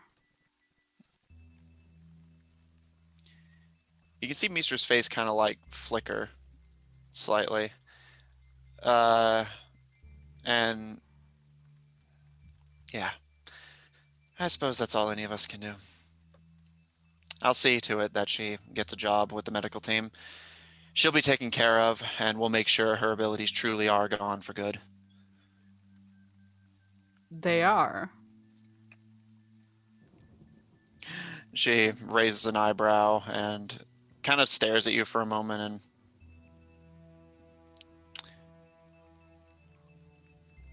right. I kind of give her this. It isn't like a super common expression on his face, but it's kind of like this like grimace that leans a little bit towards irritation and condescension because he's really, really tired of none of them taking him seriously when he's talking about this stuff. Valid. So he's just like, yeah, because I know what I'm talking about and you don't. And so like that kind of like plays on his expression for a moment. And while doing so, is there anything very small on the shelves behind him that he can just slip into a pocket? I'll make me a perception check.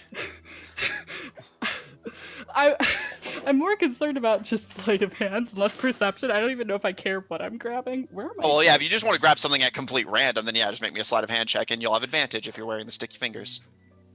I don't think I'm wearing those. So I can't remember if Utaka has the sticky fingers or Griaz does. I don't know. I that think have Griaz one. does, but I think he I does thought too. because we had the whole talk about could it help climbing. Right. Yeah, that's Yeah. I have it in my inventory, so I just want to make sure. Yeah, no, you've got it right now. Yeah. But I have a million luck points, so I don't need advantage from that. There you go. So that is a 13 plus whenever it loads, which I'm pretty sure is like a, I don't know, 7 or something.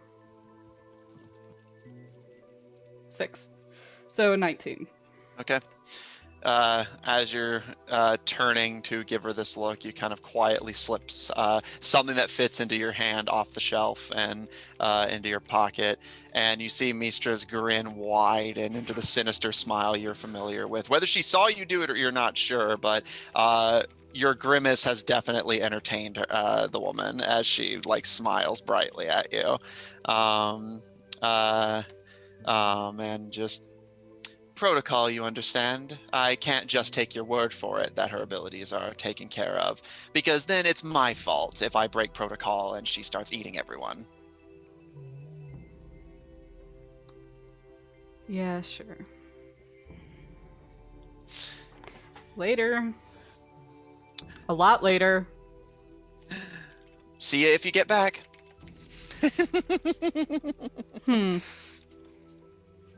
I will head out to the boats.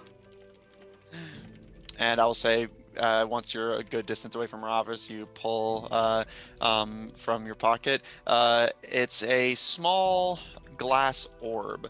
And if you kind of shake it, it contains several like bits of blood red, almost confetti that like shake around in the orb. Essentially a very small snow globe of blood red confetti.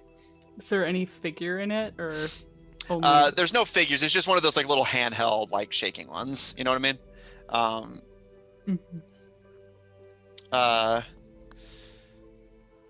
With that, the rest of you making the final preparations at the house while Utaka's on the way.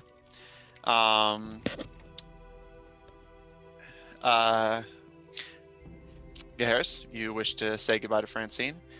Taking a look around, you actually look up and notice that there's a sort of like pile of various knickknacks built on the roof of the house, just like basically like nestled into a crevice of the roof.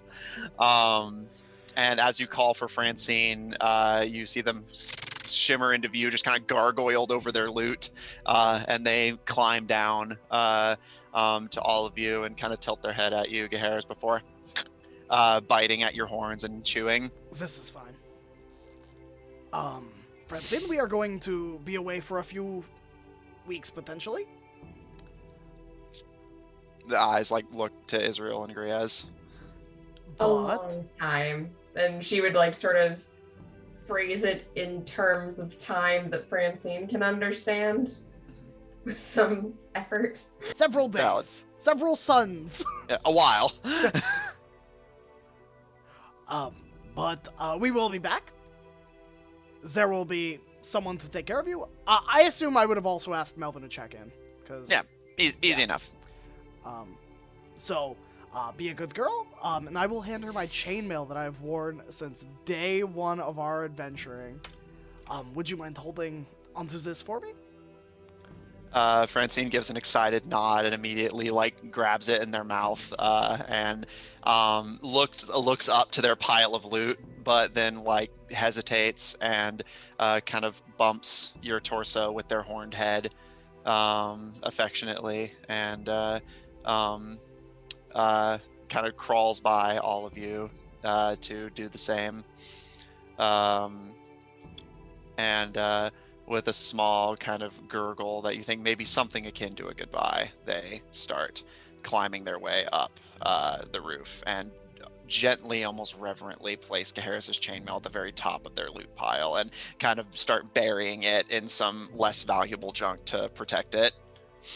I'm ready to go. I just want to make sure that Francine knew.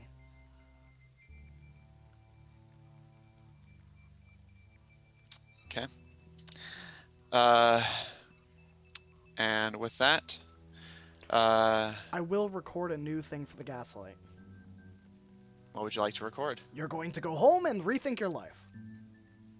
All right. You whisper this phrase into the lantern and shut it, and it begins to glow to indicate a stored phrase. You don't want to tell me that sticks. You're going to go home and rethink your life. These are not the investigators you're looking for. All right. So, with all your preparations made, you all regroup and begin making your way to the gates of Veilbright. Gaheris, just as one last check-in, if I recall correctly, I just want to make sure I'm remembering it correctly. You were going to meet Captain Buckler at the Lucky Griffin at this time and then join them on their way out. Yep. And Griaz, you had said that you would have wanted to have a drink with Captain Buckler and Dr. Ulysses at points throughout the week, which we can say that you had done over the last few days. But is there any particular information you would have tried to get or things you would have tried to establish, or were you more just socializing for its own sake? Dr. Ulysses was definitely socializing, maybe just getting more information about the GSIA. Buckler, right, noted. Yeah, Buckler was probably something where he even wondered if they were going to have drinks on the ship, sort of thing. So I don't know if he would have necessarily especially because he knew that they were going to be on the ship anyway. Okay. He might have still tried to meet with her because there would be fewer people around and just try to catch up.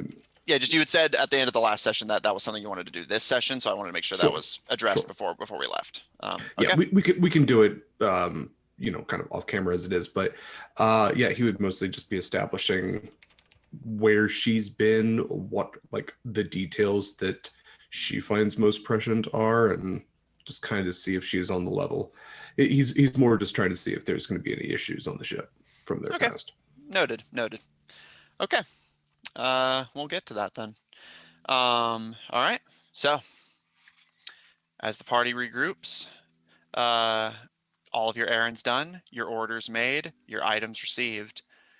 The festival is still going strong, music trailing all throughout the city of Veilbright, but your vacation has ended for now. After almost 4 months with only a brief incursion into Nightmare interrupting your vacation, the party is leaving Veilbright to get back to their tried and true investigative work, pursuing missing cities, trailed by assassins and bounty hunters, on the way to save Griaz's homeland of the Black Swamp. As you guys start heading towards the Lucky Griffin to join Captain Buckler on the way out, we're going to take a break.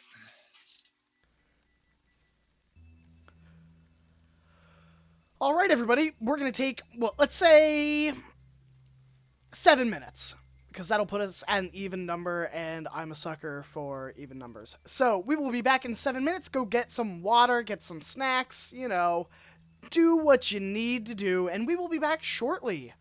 So we will see you soon.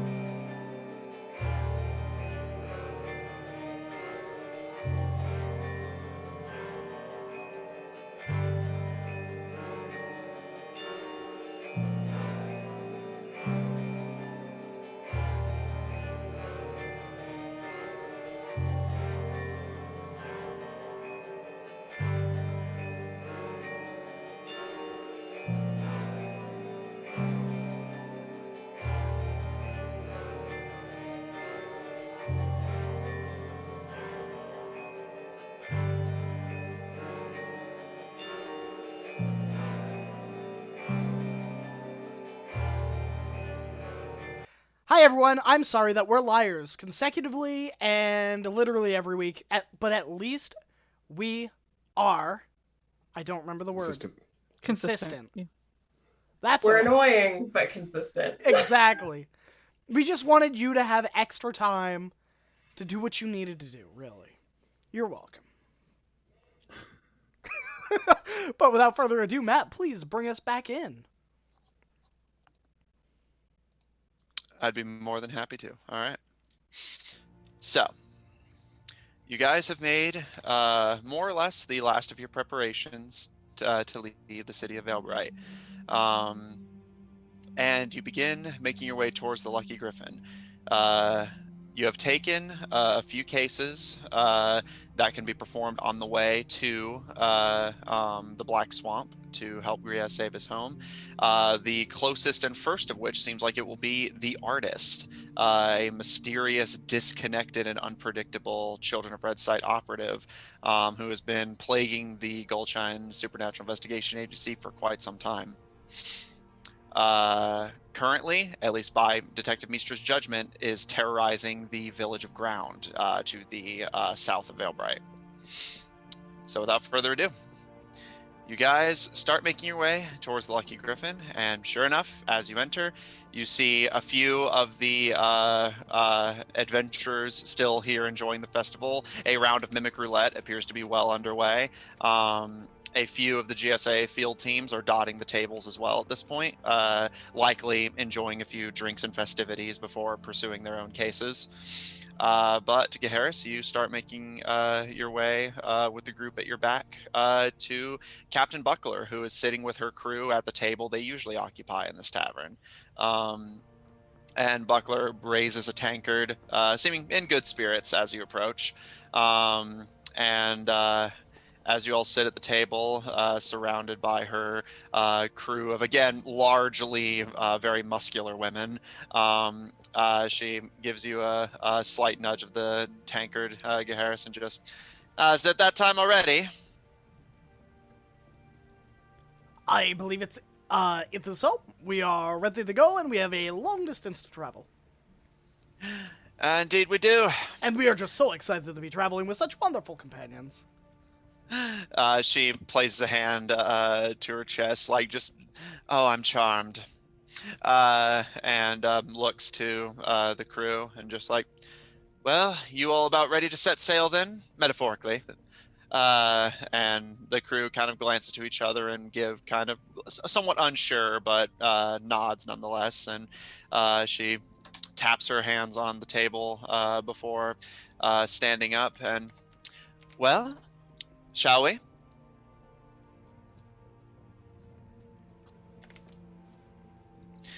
She Ciao. Lead on. She gives a nod and sorry. And assembles her crew, and you begin to make your way towards the gates of Veilbright. Utaka? Oh, you were raising a hand, so I thought you were trying to get No, my I attention. was messing with the mute on my thing. Okay. Sorry. All right, no worries. All right. So, Captain Buckler, with her crew assembled, begins to join you all in making your way towards the gates of Veilbright. As you go, Gaharis and Griaz Buckler just happily talks about the round of Mimic Roulette you played together, still impressed with your skill at identifying the disguised creatures, and seems interested in knowing how you did it. Not in the like hostile, like cheating sense, but more in the just genuine curiosity, as she readily admits she was cheating herself, but doesn't specify how. Do we get the feeling that there are more towns that may implement Mimic Roulette as a game of chance? Especially since we're heading to a casino. Yeah, like that's my question is, do we let her in on our secret before we make even more money, or It's up to you. But I guess that would depend on, like, is it like a Veilbright specific thing where they just happen to... No, it's actually just a game the Winter Festival in general typically has. Although I mean, there's nothing stopping smaller, less wealthy towns from having the risk of that many mimics. But part of the reason that it's typically a holiday event is because it's an excuse to then get the mimics out of the city before they breed. So just have them in the city for a couple weeks and then kick them out once the festival's done with. Attention. Fox has given Utaka inspiration. Hey. I needed it. All right. I'll use it. Don't worry. Okay. So, with that, you all make your way to the gate of Veilbright and make your way through the massive runic stone gates that the guards happily open for you all. Cross the stone bridge that disconnects Veilbright from the rest of the continent, and find yourself back on the salt flats. Whereas ordinarily the sun would be beating down on you all, the skies are cloudy. There has been a few bits of snowfall throughout the last few days, and Griaz, your weather prediction would indicate that likely won't stop anytime soon. It's likely going to snow for at least a few days at minimum. Although because of the salt flats, just nature, snow has not blanketed it, but it is a lot colder, and you can see the dark skies that it will likely be snowing again tonight. Are there any spots of gold on the horizon of the salt flats? Make a perception check. Okay. That is actually a natural 20 on the most irrelevant roll that I'm gonna do today, so thanks. You, eyes like a hawk, you begin to scan the region, and unfortunately you do not see any gold deposits. Guess Tails hasn't done the spell yet. To be fair, he's been busy. Yeah, fine. Wow. Really glad that's what my natural 20 was. Okay. Sorry. No, it's fine. Maybe. I think that's more Utaka taking out their issue with their god of luck. Yeah. Thanks. Appreciate it. All right. And as you guys hit the salt flats, Captain Buckler turns to all of you and clapping her hands together, just...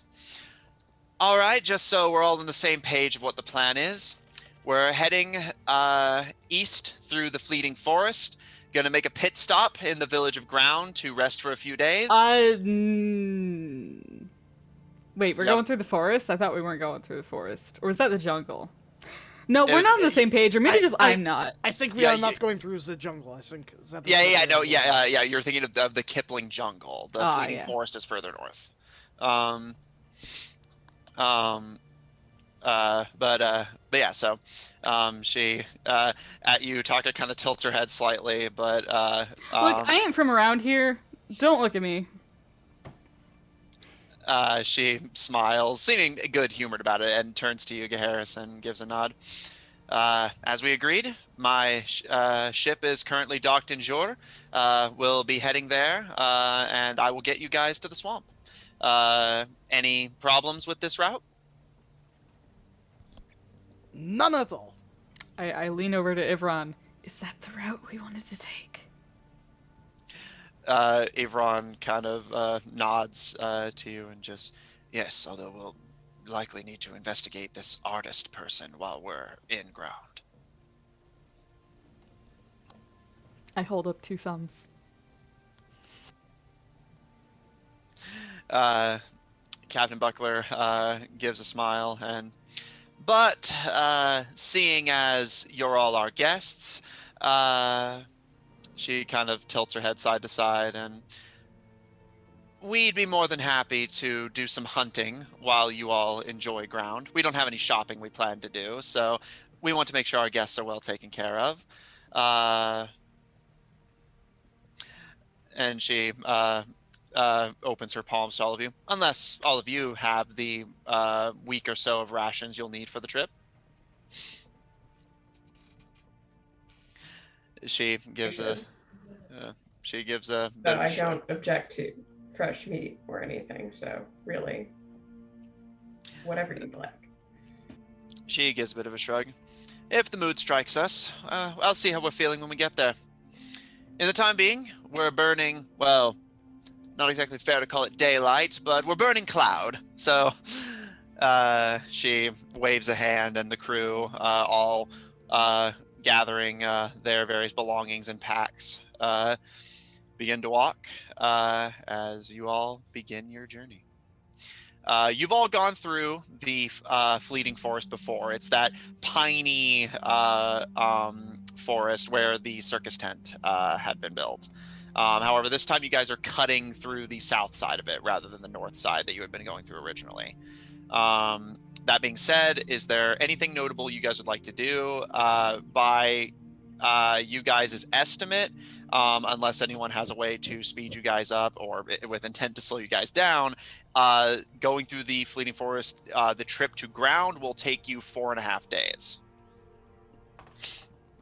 While we're traveling, I want to kind of over time, not necessarily talking with each of them, but like observing her crew and like, I guess trying to gauge whether or not any of them might be assassins that want to kill us. Make an insight check. I would Okay. I would like to assist, and I will don't mention... need it. Oh, well, You can roll insight yourself. Okay, fine. no, I'd like to assist because what I was going to say is I would be casting Detect Poison. Okay, noted. Okay. Well, I got a 19 and a 1. So one of Okay. us sucks at this. It's All me. Yeah, because Garrus is looking for poisons, but he has magical backing anyway. So, Yeah. Oh. That's fine. Garrus, you cast your spell, and you don't detect any poisons that alert you. You do just detect some traces of mimic poison, but given that these people have been playing a lot of mimic roulette, that doesn't concern you too much. Beyond that, you don't detect any poisons. Utaka, So that was as a 19 for a 26. okay, yeah. Utaka, as the days of travel go by, the crew is social and friendly enough, and you carefully examine all of them. All of them are tall and strong, so they kind of put you a little on edge, but as the days go by, you don't notice anything that alerts you to them being assassins. You do see a few of them kind of eyeing you before being kind of nudged by Buckler, although you would know from what Harris and Griaz have said that these people are pirates and are more likely judging your valuables than any attempt to assassinate you. You don't see anything that makes you suspicious in that department. Although during the nights, you do notice that you never really see the crew sleeping. They tend to stay awake through most of the night, especially Captain Buckler herself, who seems to have almost sort of a nightly tradition of like staring up at the moon, walking a medallion along her fingers, seeming just more lost in thought than anything. Beyond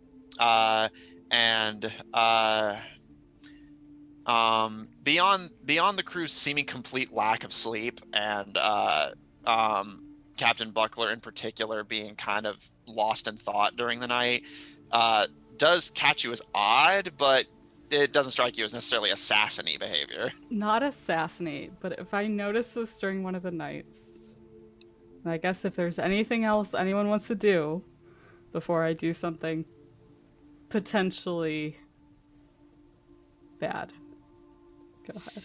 Does anyone else have anything they want to do during the trip through the fleeting forest? Would we have had a feeling that Utaka was going to do something bad?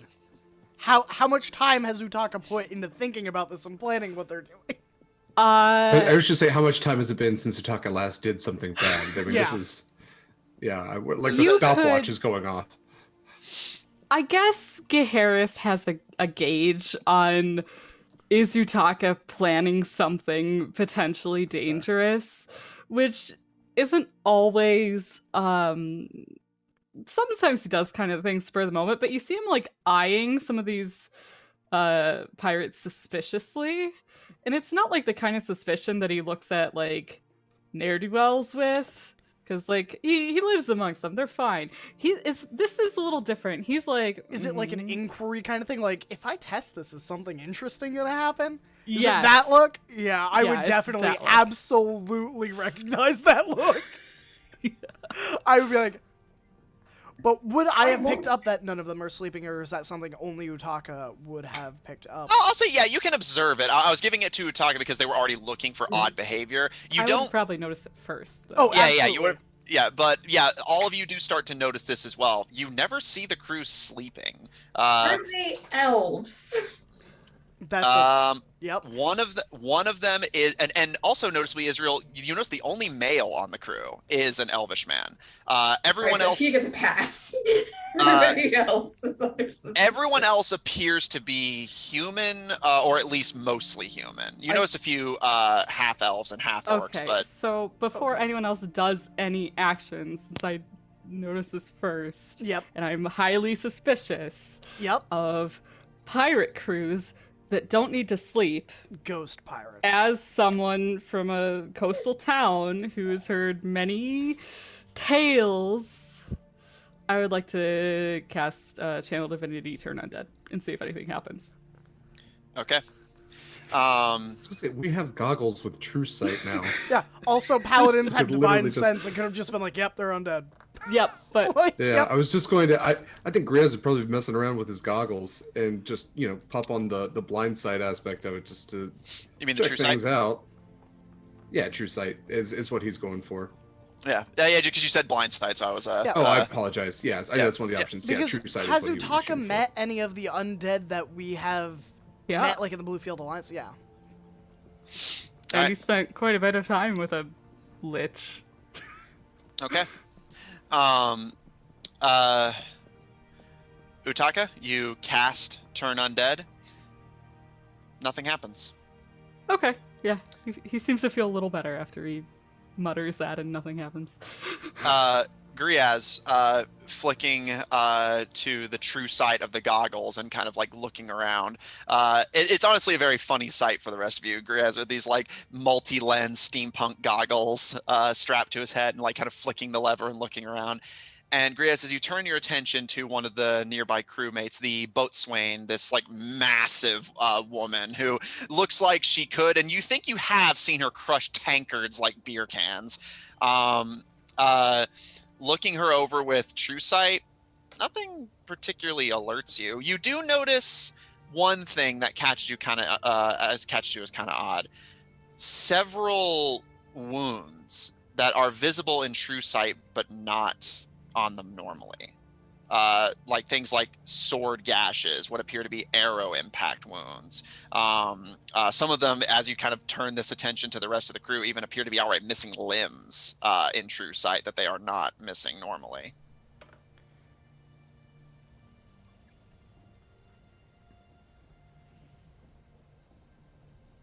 I'm trying to remember because I can see into the ethereal plane too. Is that where souls are? Because he's also going to try to determine if these are individuals who are still, I guess to Ataka's point, alive.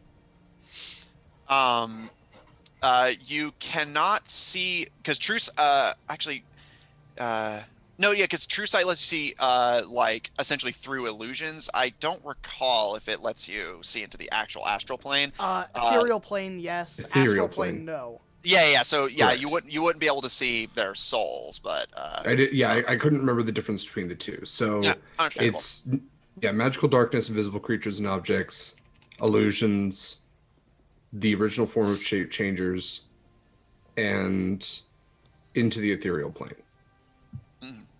So you notice that it's a little off-putting, to be sure, that in true sight they appear much more mangled and like showing signs of their like violent lifestyles that they do not show normally. Although whether this is illusion magic or something else, you don't know for sure. All right. Then I think if Buckler is just going to be staying up all night, he might just chat with her one of those nights.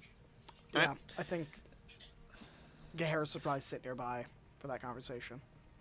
All right. So as you all are going down, I'll say on like the third night after at some point during the day, Utaka, you did your turn undead and no effect was perceivable. And Griaz, as you sit, yep, you see Buckler as every night walking a medallion along her fingers and staring up at the moon as it gets covered by the snow clouds. At this point, with you guys in the forest, the actual snow falls and is able to blanket the ground, which is slowing down your travel a little bit, but not insanely so. It's not heavy snowfall yet, just like the first like bits of snowfall. And she kind of glances to you, Griaz, and you can see her expression is tired and her eyes are like slightly bloodshot. But she looks to you and gives a casual smile and just, something I can help you with? Oh, just hanging out by yourself. Just didn't know if you wanted any company. I won't turn it down, but I'm all right. She kind of palms the medallion and does some sleight of hand, and you actually have trouble tracking her fingers, as when she unfurls them, the medallion is gone, and she steeples her fingers together and tilts her head at you. And she seems content. She doesn't seem put off by your presence, more like stopping whatever was distracting her and focusing on you now. You warm enough? Warm as I ever can be. You don't want to get any sleep one of these days? Notice that, have you? Hard not to. You look tired as shit. I mean that in the nicest way. I am. I mean, if you're worried about staying up for a watch or anything like that, I mean, we can take turns. We've all had trouble sleeping for a long time. That's all it comes down to. You and your crew? Yeah. Yeah, anything you want to say about that, by the way?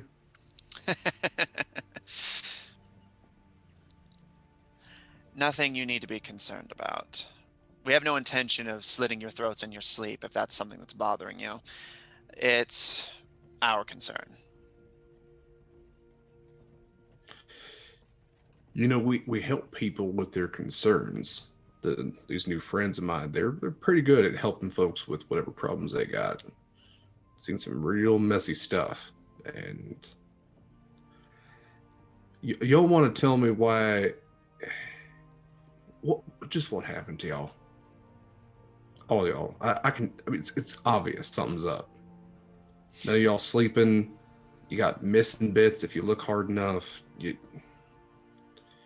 You cursed? Did you make a deal? Come on. You notice her expression darken ever so slightly. And she drums her fingers on her leg, and a little bit of both. Made a deal with the wrong people and got exactly what we asked for. Yeah.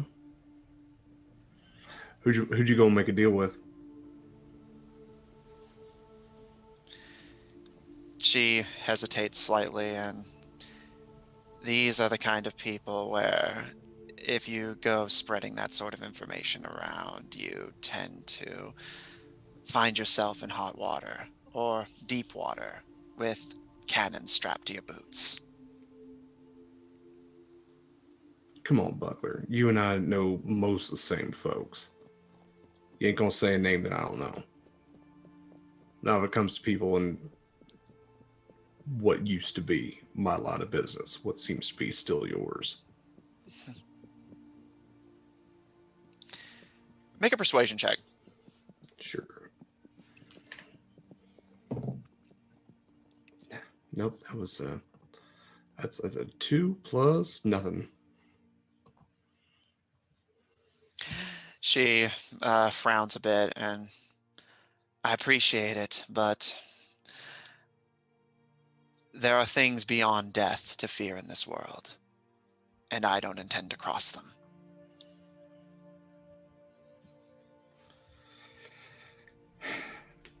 All right. You know what? That's fine. We ain't earned each other's trust for a real long time. That's fine. Just you gotta understand. I've seen shit with these folks in a very short period of time. That I mean, it take the wind right out of your sails. Oh. I mean, I'm at the literal embodiment of nightmares, and I shook his hand and gave him suggestions. I suppose that's fair. It's nothing you need to be concerned about. It's not contagious. We're not planning to spread it. It's just we were. Yeah, that's not what I'm concerned about, but I am concerned, and that's my right to be. Look, you and I, we weren't ever friends, but we made a deal, and you're still somebody that I don't think bad stuff should happen to. Listen, y'all want help, you know where to ask for it, and y'all need help, so just ask. eh, Thank you, Greyas, but she kind of leans her head back and looks around at the various crewmates and kind of clicks her tongue. And after a while, I started to think we deserved it. We were young and greedy and stupid. And the medallion reappears in her fingers, and she starts to walk it along them again, and thought there wasn't a great enough price that could be put on what we wanted. She kind of gives a shrug, and turns out there's prices deeper than gold. But there is a way out. We just need to find it. Well, if you need help looking, there's an investigation agency who's already hired you. Perhaps I'll put in an order. Have the mighty field team C solve our curse dilemma. We always can see our way to a solution. Besides, you always like to see anyway. I hope to see the true sea one day, beyond this region. She kind of looks to you and kind of tilts her head and smiles a bit. And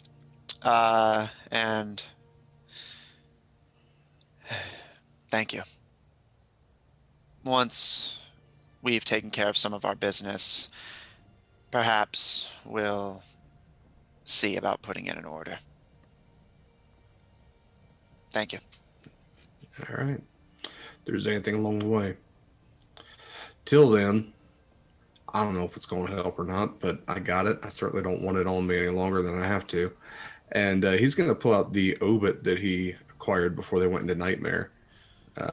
And he's just going to, I think he has 7 doses. He's just going to hand that over to her. I don't know if it's a can or won't sort of thing, but maybe this will help. She gives a bit of a shrug, and unfortunately we don't take to such things these days, but perhaps there's somebody else who will pay good gold for it. I never did tell you how we were cheating, did I? No, I never told you we were cheating. Suppose that's fair. And she pockets the obit, and leans back and stares up at the clouds, seeming wistful, but a little more contented after you spoke with her. That's fine. I'll go first. Fine. And he's gonna at least like pat the strap that is Junior around his chest, and Junior just kind of like flip around and plop on. This here's Junior. Say hi, sweet boy. Ah, sweet boy. Yeah, he's good. This is I picked him up a couple weeks back and promised to feed him. And we've been on a few adventures, and he ain't eaten me yet, so I appreciate him for that. And we've been learning lots of stuff, haven't we? Yes, we have. He's very smart. Yes, we have. Very Yeah. smart. Mm-hmm. So anyway, he's able to recognize his kin, and he just gave me a little squeeze anytime he saw one of them. That's all it was. Clever. She gives a bit of a shrug, and I've always tried to be something of an optimist, and so the first thing I tried to look for after we realized, well, our situation, we decided to take advantage of it. Those mimics couldn't do anything to me. Even if they had bitten me, I wouldn't have felt it, and their poison would have done nothing. I was mostly banking on being able to play that sort of game safely. The alcohol wouldn't get me drunk, and as long as I was lucky enough to not get the mimic, I would outlast anyone in a drinking contest.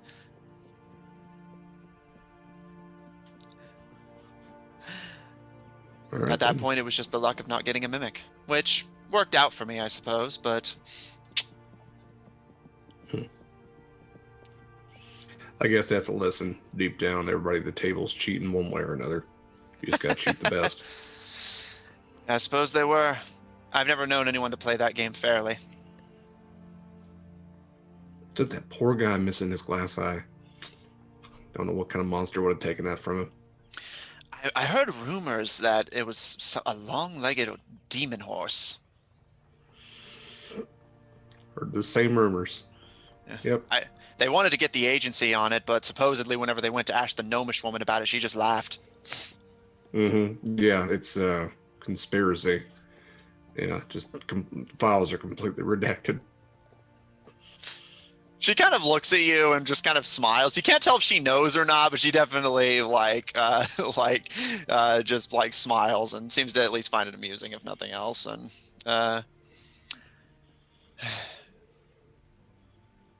All right. Hey, one last question real quick. You still human? yes, it doesn't affect our actual biology. It just affects how we respond to things. All right. All right. Well, like I said, if there's anything you need. I do appreciate it. I just don't think there's much you can do, at least not right now. And I don't want to off-put you any more than you've already been put off. That's just life for me these days. Honestly, I'm getting used to it. You just got to find fun where you can. And at that, he's going to reach into his bag and pull out the glass eye and just kind of toss it to her. She rolls it around in her fingers and kind of tilts her head at you, and she kind of glances around to see if anyone's like actually closely observing. And Gaharis, are you like being subtle about your watching, or are you more just kind of like basically how subtle are you being about observing the conversation? I mean, I'm facing away from them.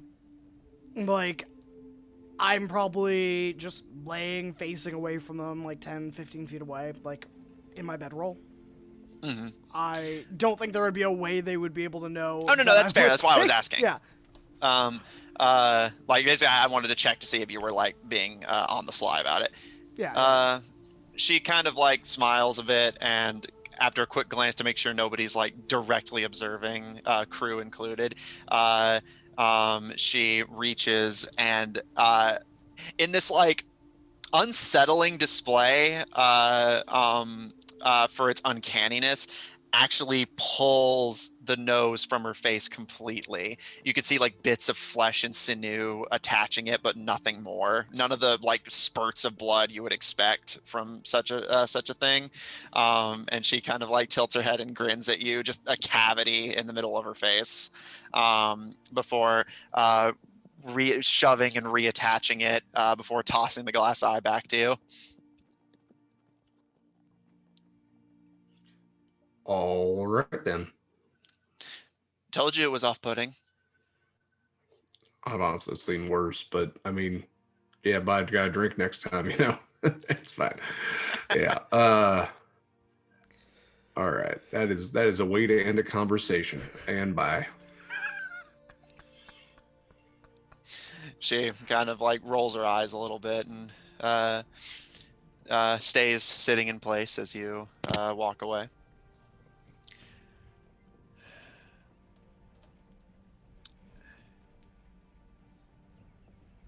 With that, any final activity before you start to close in on ground?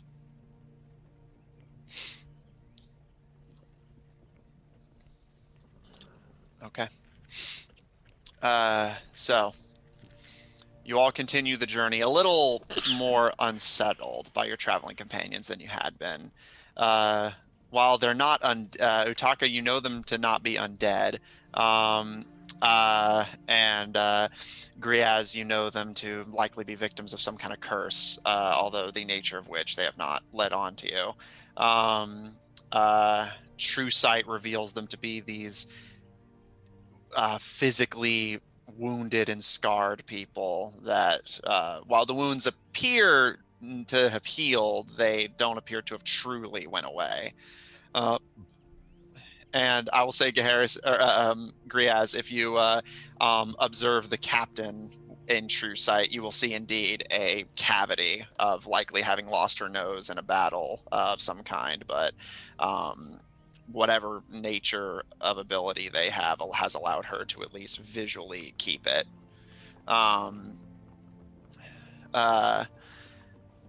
But you're all closing in on the village now. Snow has become more and more frequent, and you all begin to get a little more and more on edge. And Captain Buckler kind of stops at the outskirts of the village and looks over all of you.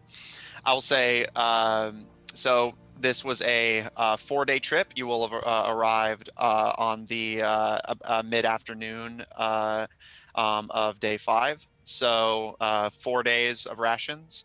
And your water skins are pretty much running on empty at this point. No, I We could. can create that stuff. Yeah, I can decant anyone water if they need it. All right. So Decanter is keeping you guys supplied on water, but 4 days of rations from everyone. I think I can summon food. Let me just that's already? verify. Yeah. Pretty sure I Yeah. can too. So I do love the idea that if Utaka starts getting grumpy, he'll just use the geyser feature. It's like, hey, can you fill me up? Sure. Geyser. Not what I meant. Catch it? You thirsty? You feeling thirsty, punk? Never mind. You feel thirsty? I Well, can't do you, give us punk? food. All right. Well, Griaz can, and I think I can too. Fairly certain I can. Yeah. Wait, I mean, I did check hire the 3 scouts to get food and catch things while we were making the trek, so... Yeah, create food and water if we need me to. Yeah. Okay. All right. I'll say. Yeah, I have good berry and yeah. All right, so yeah, between all of you, you're fine on food and water. And the pirates kind of like glance at you guys as you cast these spells. And yeah, I will say you all also begin to notice that they never eat either.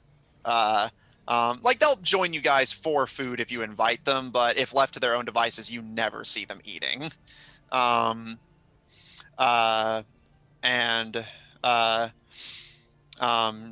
As you guys get closer to village, or closer to the village, sorry. Is there any major preparations you guys want to make before entering into ground proper? None for me, Chief. Okay. Were there any strange signs as we approached ground? Make a perception check. That's a 19 plus 2. 21. Israel, as you guys get closer to ground, you scanning the tree line as the ranger, quote unquote, of the party ought to be doing, and scanning the surroundings, you do see some oddities. You see they don't appear to be moving as the case file would indicate, but you do see snowmen like dotting the tree line surrounding the village, stovepipe hats atop their snowball heads. Very classical, very cute, honestly. Seeming to be in like relatively small groups of these snowmen built around the village. I would hear this with Harris first, but I'm going to build a snowball and I'm going to beam it at one of these freaky little snowmen. I mean, after all the work we did a few days ago, you should be an expert. So she does this. She would in fact throw a snowball at one of the snowmen. Make an improvised ranged weapon attack. Will do. How far away are we when you decide to do this? Huh? How far away from, like, the field of snowmen are we when you decide to do this? In throwing distance. So, like, 60 feet?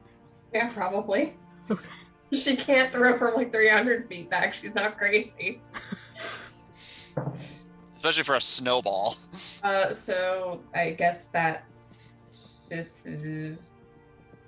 18. All right. I don't know whether. If you're not proficient in improvise, then just your dexterity. Yeah. Okay. Yeah, that was right. Cool. Okay. Cool.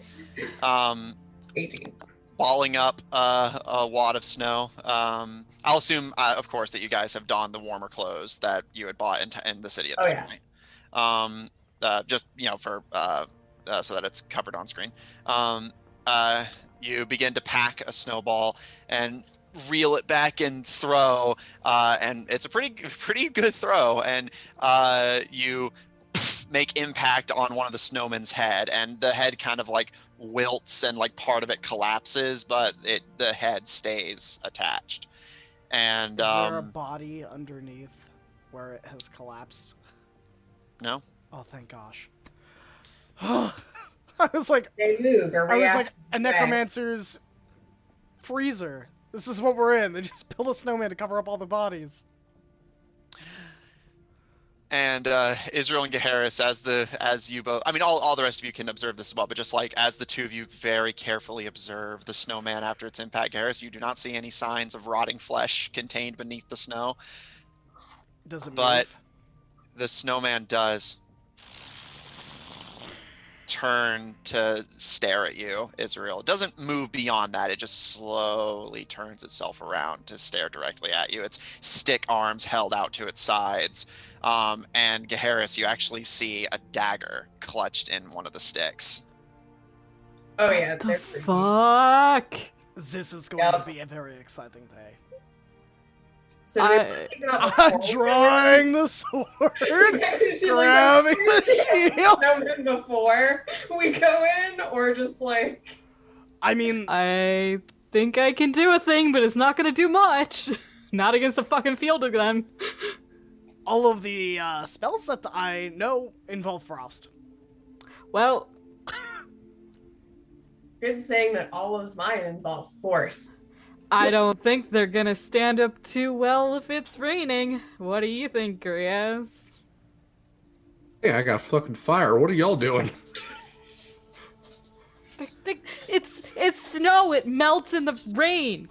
No, you're right. It also freezes. Which would make them harder. Yeah, by the way, Utaka, are you starting to freeze? Is that part of...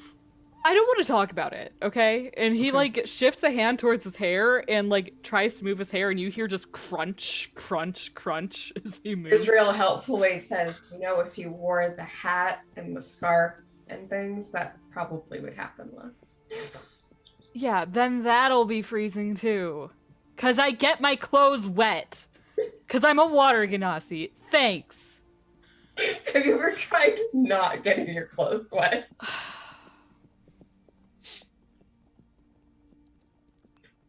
I'm just asking. I would like to cast Destroy Water on some of these snowmen. Okay. That look like, oh. Are you sure? What? What? Are they gonna counterspell us, Matt? Huh? Huh? These snowmen that I'm can't just talk? asking if Utaka's sure they want to do that. Yeah, I would like to. It targets it. I don't know, up to 10 gallons of water in a. Well, it's not really an open container. Depends on what you think. Just try to hang on. Would you let me do it or not? That's up to you. I'll tell you what, because snow is technically water, I'll say that you'll have to get closer because it's a 30-foot It's a 30-foot range. Yeah. But I'll say you can cast it if you want. Yeah, I would like to. Is that one with the knife that turned? Is it like how far is it from other ones? Israel threw it from 60 feet, and Utaka, make a perception check. Gladly. They all have knives. And two Brutus. Yeah, Israel would have remarked, wow, these guys are creepier than people we're traveling with. That's a whopping 10. Okay. Noted. Utaka, you, as you're observing and kind of starting to creep closer, you hear a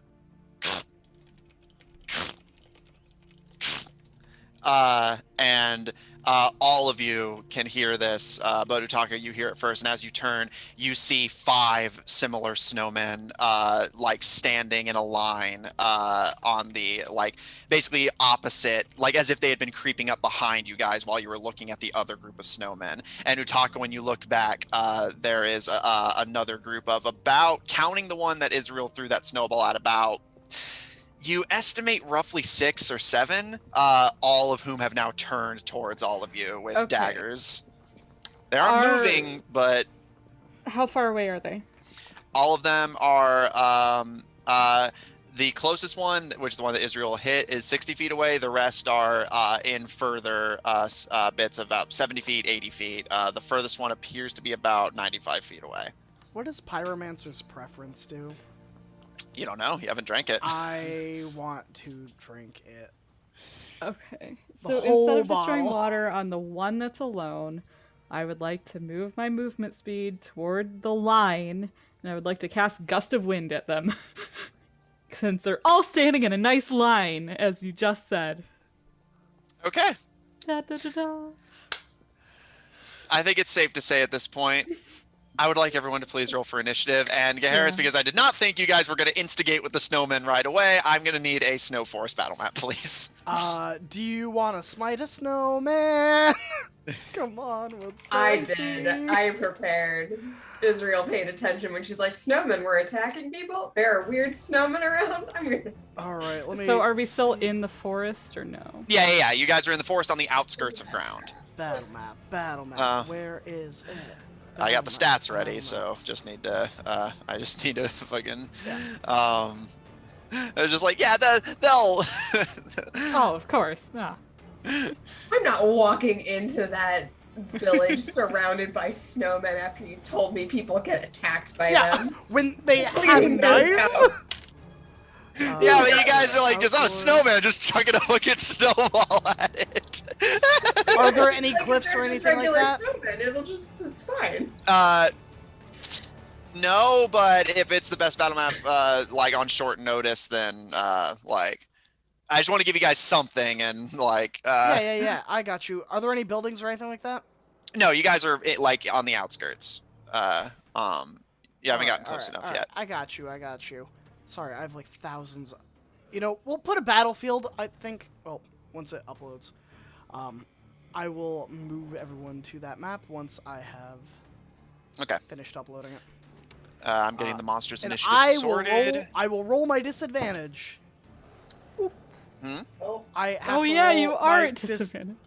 But I have natural advantage to initiative, I believe. Do I? Or is that a different character? Nope, I have advantage to initiative. So flat roll. Okay. For a 19 plus 3, 22. Okay. Mine is 18. Okay. Utaka and Griaz? 17. 21. All right. And Gaharis, do you mind controlling Ivron? Yeah, I don't mind. Thank you. I'm just gonna make up what he does for attacks though, so I hope that's okay. Yeah. I'm just gonna Fine. say swing sword, swing sword, swing sword, 2d6 damage. Okay. The map is up. Let me move everyone over to it. How's this look, Matt? It'll do. It's just for visualization anyway. I had one in mind. I just didn't think I would need it for this particular session. But I don't want to not give you guys a battle map to play with. So, just use this for visualization. That's all. Also here, remember I have the template for the characters. Oh yeah, sorry. Here, I'll delete them. Boom. Yeah, I got you covered. Don't worry. Da da da da. Ah! As the snowmen move to attack, Israel has lowered the weird demonic mask that she got from Moscow. All right. And Garrus, if there's not a snowman token, then I can work with a animated armor, just so that you know it's a let me construct-like creature. Let me look. Snowman. And hand me Barry when you get a chance. There are. How many do you need? Just give me one. I'll copy and paste from there. Okay, I have pinged it right there. If you can see that. Otherwise, I can Yep, find a I more can. evil-looking one. Okay, they're a little bit bigger. All right. Let me go ahead and get you guys positioned how you were positioned. So Taka, you're going this way to cast the thing. Taka, you were here. Trying to figure out how to give you control of Barry, but You right click it. There we and go. then- Yeah, okay. Oops. There you I go. didn't do that, but- It's okay. I have their initiative noted on my end. You'll be there. Okay. Then I'll roll for Ivron.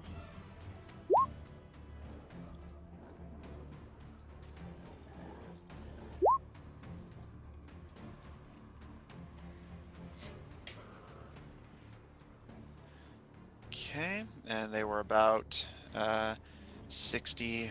It's close to almost 60 feet.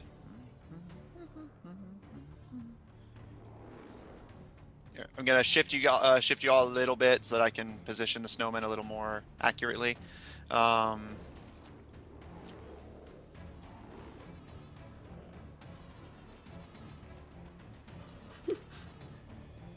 Okay, the closest one will be right there. The others are waiting in the wings. So I'm gonna put them up here, but They're behind it. yeah. And for the 5 that Utaka's about to target.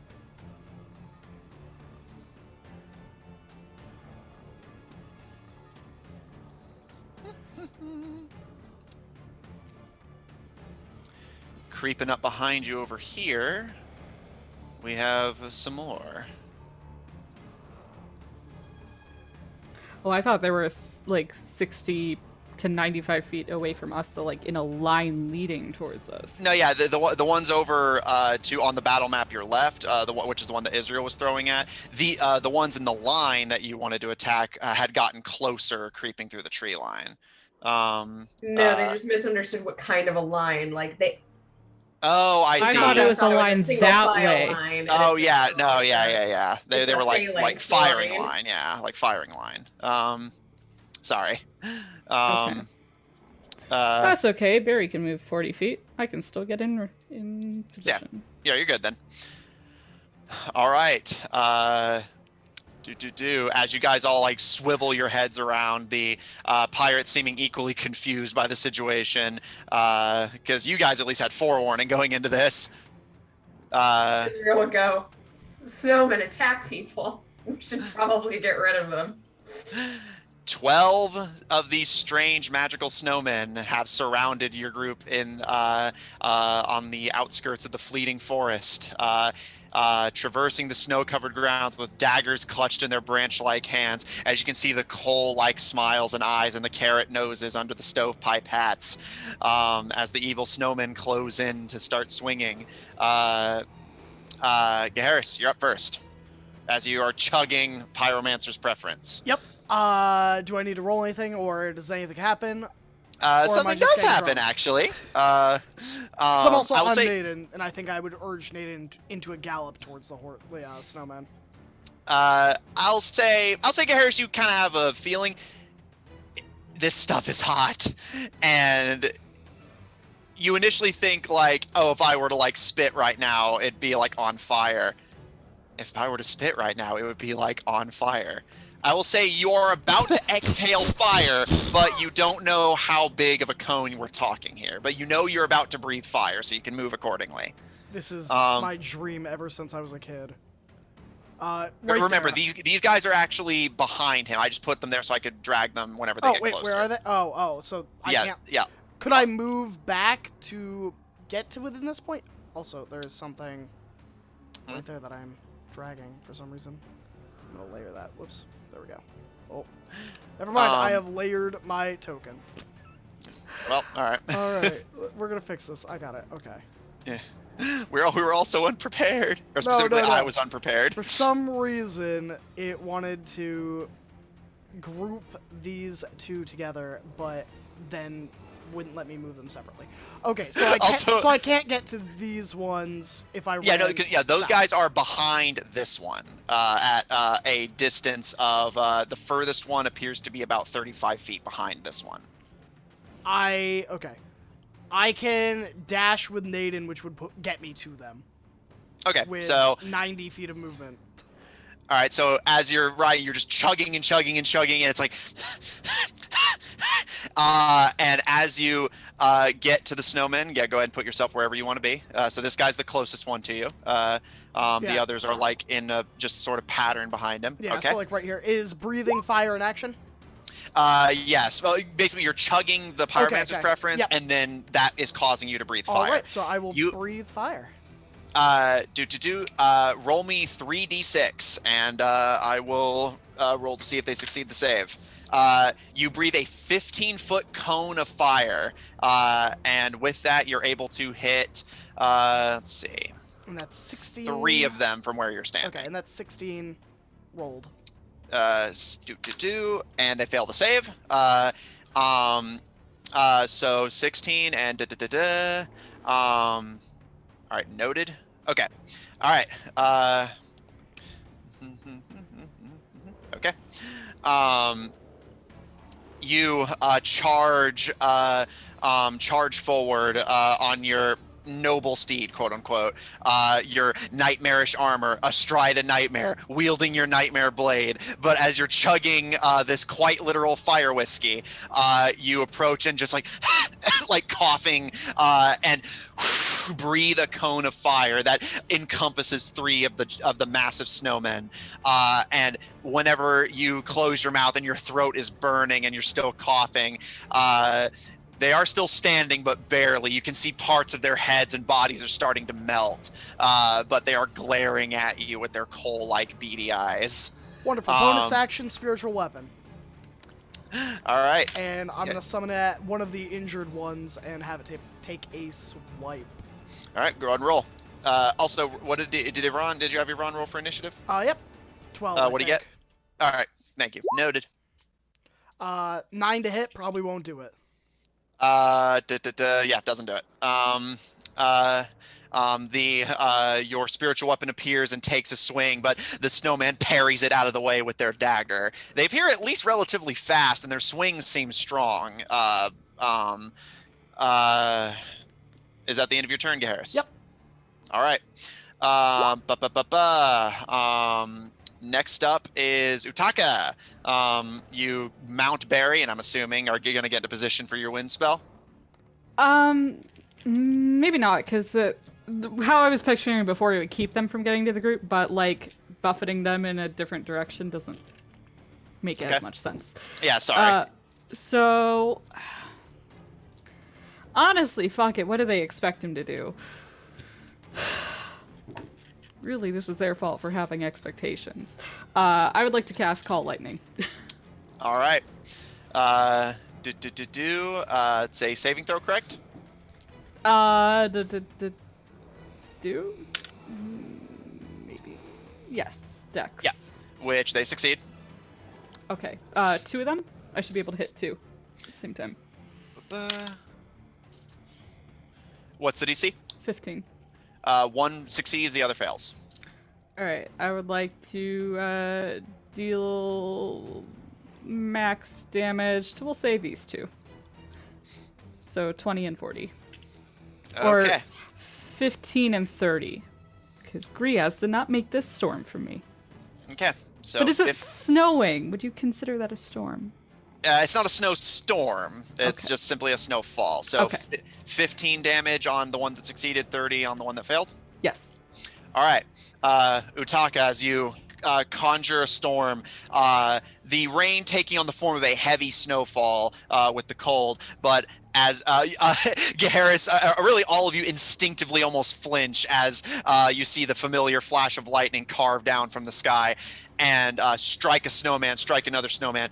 One of them like jolts and shudders, and Utaka, the other one you hit full on explodes, dying instantly. I start laughing. I'll say it's this one. And the other one's not looking too hot either. And I glance over my shoulder with I feel like, I mean, his eyes are normally dark, but just this sort of crackling going over them as he glances back at the group, seeing what they're doing, and also, what are the pirates doing? You see the pirates are loading crossbows, not seeming panicked, but more kind of confused. Okay. I give him a wide grin as my eyes crackle. All right. Is that the end of your turn? Yeah. Okay. Next up is Israel. Israel, you're up.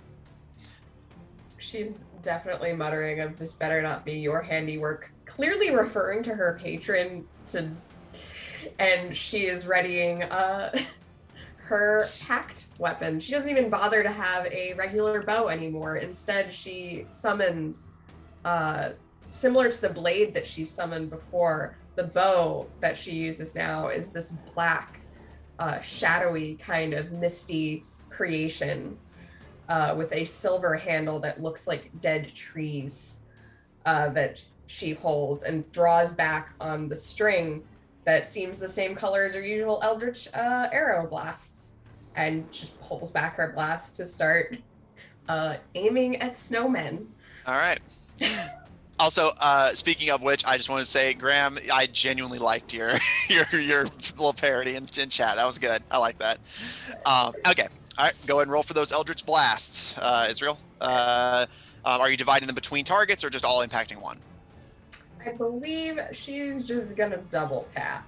All right. Because that seems more efficient. All right. Yeah, that one hasn't been hit anyway, so that works. Go ahead and roll. Delightful. We're just gonna.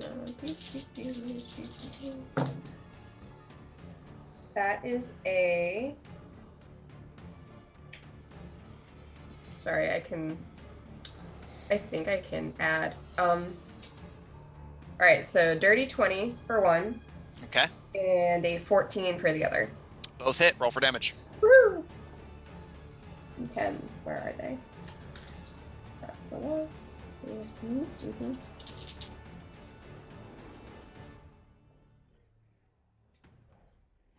So that is 16 damage to the one and 16 damage to the other. All right. Gaharis, you see the snowman next to you who was not in the range of your fire breath go to swing their dagger at you. Israel, you pull back on your magical bow and you fire. And Gaharis, you see one arcane arrow impact through the snowman's large head, and it kind of turns to look at you, Israel, and boom, right between the eyes, and its head gets knocked completely off of its body, and it waves its dagger blindly before its body falls over. Love it. One snowman down, many to go. Is that the end of your turn, Israel? Yep, sure is. Griaz, you're up with Avron on deck. Okay. So Griaz was going to essentially cast. He goes to like basically cast produce flame. He creates like a couple of flames in his hands, then kind of looks at him a little sad. It's like, nah, let's go ahead and put these together. So he's gonna combine the flames and almost cast them forth, and he's gonna create flaming sphere at this little kind of bunched up ones. Yeah, well, yeah. Remember, those guys are actually behind the snowman that was right here. But what's the range on flaming sphere? 60 feet. So moving 30 feet. Yeah, if you and move then if you a move 30 60 feet cast. forward, you will be able to do that. So Okay, yeah, then yeah. Okay.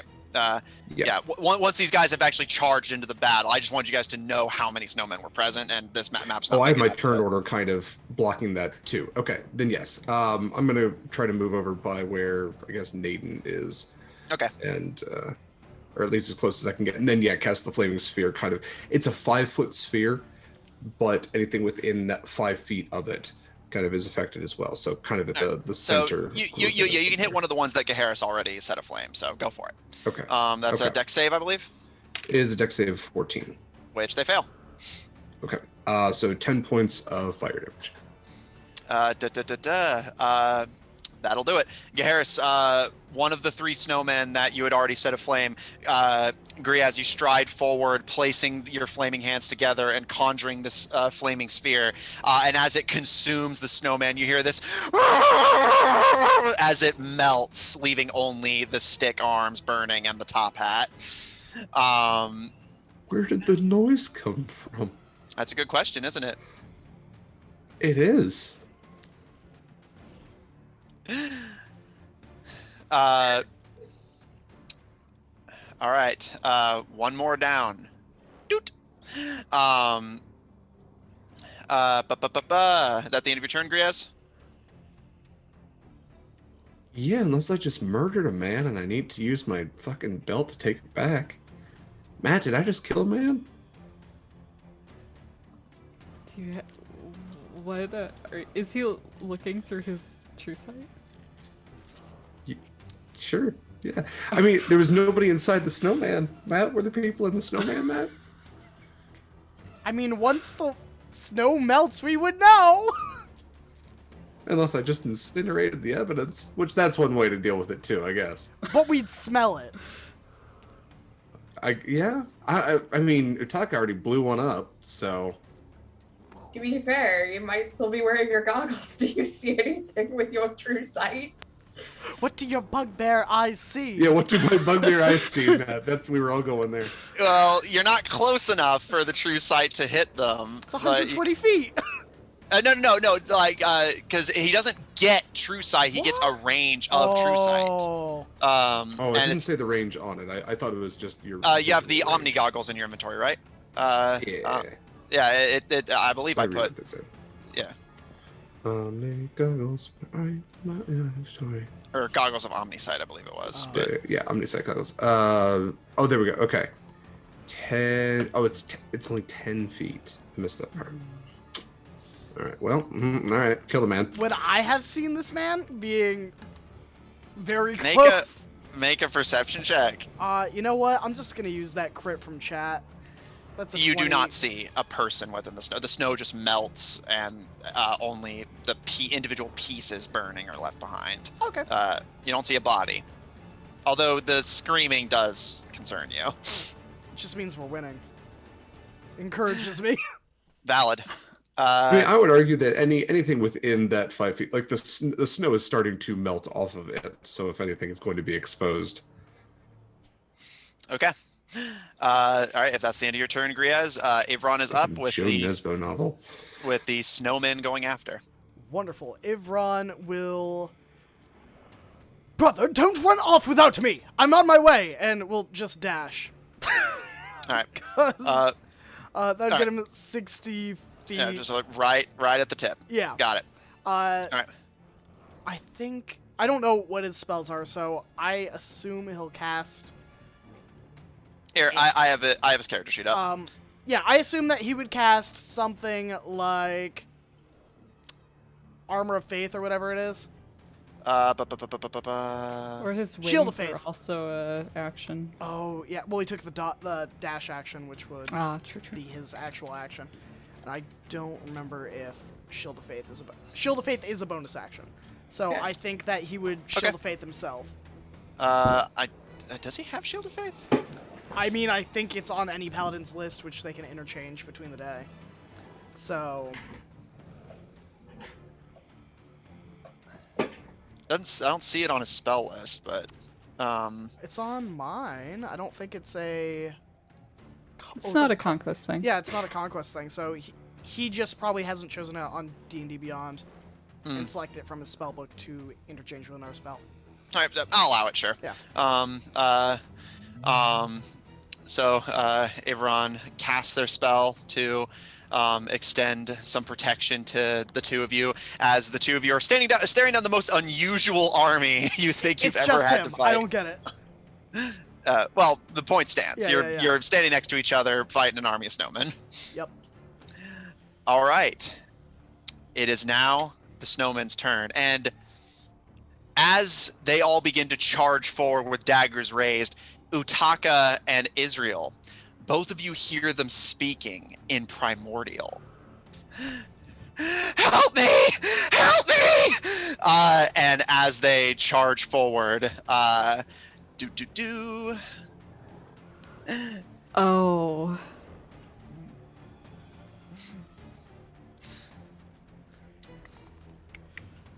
Israel shares the love with you. They turn the snowman. Yeah, because the rest of you just hear them like, but Utaka and Israel can actually understand what they're saying, and it's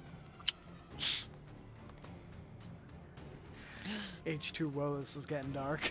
But then also, like, why are they attacking us? What's going on? it's a good question. Rough. Utaka, as they shuffle forward through the snow, you find yourself surrounded as they all start stabbing at you with their daggers. Yeah, okay. Hmm? Yeah, okay. Seems legit. What? No, What? carry on! I This ended expected this. predictably. Jesus! No, I didn't mean it like that. Is I'm this what literally they call Thunderwave distance? This is what they call thunderwave distance.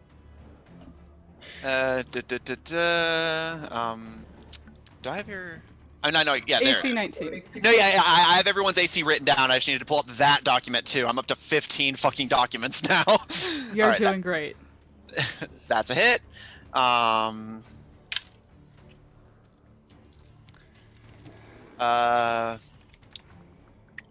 Miss. Hit. Hit. So three of the four remaining snowmen hit you. 4 in total. No, do it separately because I have to do concentration checks. Oh, right, yes. Okay, so the one of the snowmen that's flanking you slices your arm for 7 slashing damage and 5 Succeeded cold on damage. That one. That's all in just one attack. So Yeah, that's no, I succeeded that one. okay. Because So I have to beat half of that or 10. yeah, If so it's 10's higher. all right, so 12 damage in total from that slashing and cold. The other one flanking you goes to swing, but you manage to dodge out of the way. But the 2 in front of you take their swings. One hits you for 9 slashing and an additional 5 cold. Okay. And the last one hits you for another 9 slashing and 1 cold. Okay. As these freezing cold metal daggers start stabbing into you, as you can still hear them pleading for help as they like plunge their blades into you in Primordial. But if they wanted help, they wouldn't be stabbing me. That's valid. Nobody's ever been made to do things against their will, Nope. especially when magic's involved. Yeah, no. Geharris, question. answer. Okay, because they are now that close to me, I have blind sight to 30 feet. Do I detect anything that I wouldn't detect from my actual sight? Nothing unusual. Okay, that was all. Harris and with Ivron at your side, two of the snowmen stride forward and stop before blowing this wave of frost over all of you. I would need you and Ivron to make me a dexterity save. I would love to. I love. So with- 2 dexterity saves. 'cause Okay, two of them are so doing I this. have a +7 to dexterity save. No, sorry, I have the +5 from Ivron, so that's a +11 to the dexterity saves. He would have a +4 from me, but a +5 from him. I will pull up his sheet, or if you just want to tell me what his dex score is. For a dex save, it's +7. Okay, but then the +4 on top of that from me, Mm-hmm. being next to him. Okay, so 2 +11s. That is a 24 and a dirty 20. You succeed the save, but you do still take some damage. Both of you take 9 cold damage Alright. as this wave of biting blizzard-like frost encompasses, and the remaining 3 snowmen charge forward with their daggers raised, still letting out this gurgling, like muffled screaming. Harris, one takes a swing at you. Miss. Another is going to take a swing at Ivron. That is a hit. And another takes a swing again at you, Gaharis, for a miss, but just barely. My AC has gone up. Yeah, that actually would have hit you if it weren't for that raise. Hey!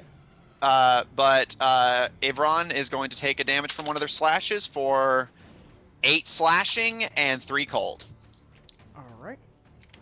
I can take care of it if you don't want to, but I'm marking it on roll 20, no worries. got it.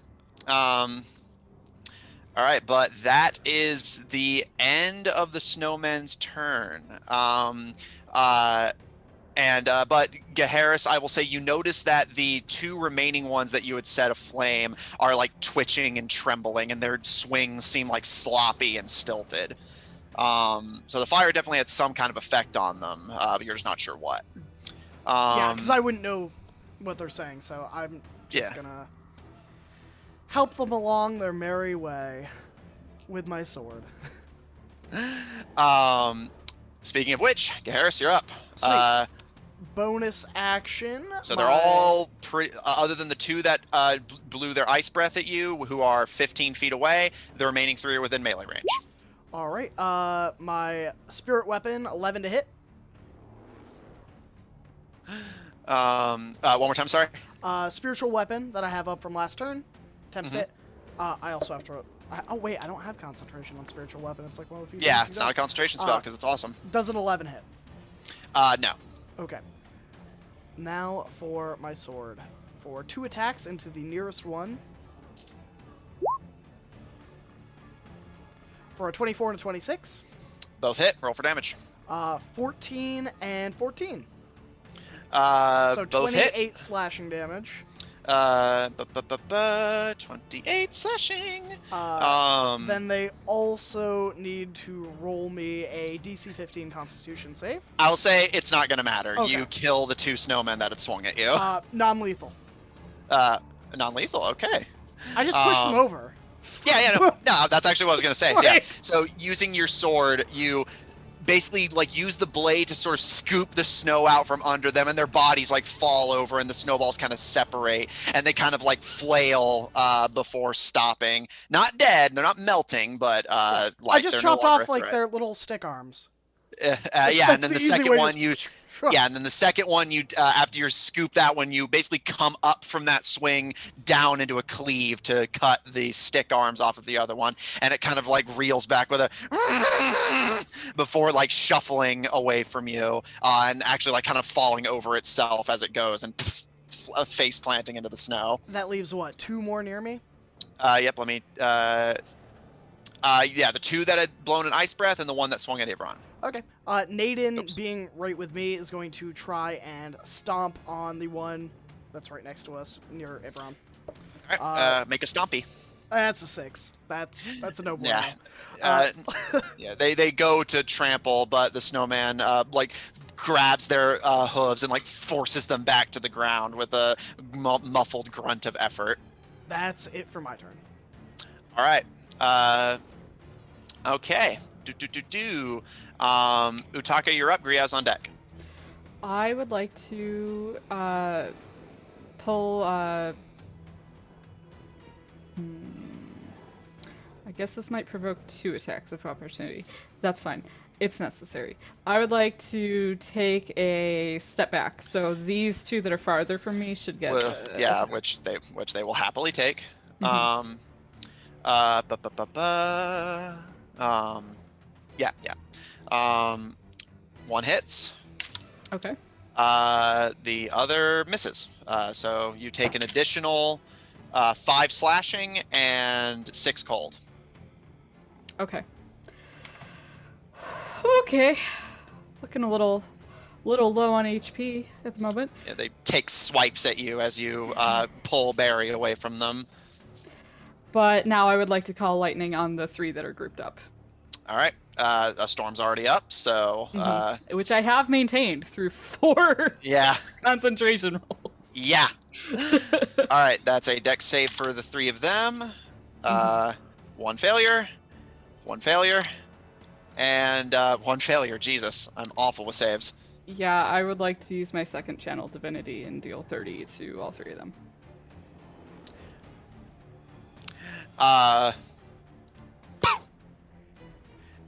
They I think disintegrate into snow, which is then carried off by the wind. I feel like as I do this, I kind of snarl back at them in Primordial, there's too many of you to save.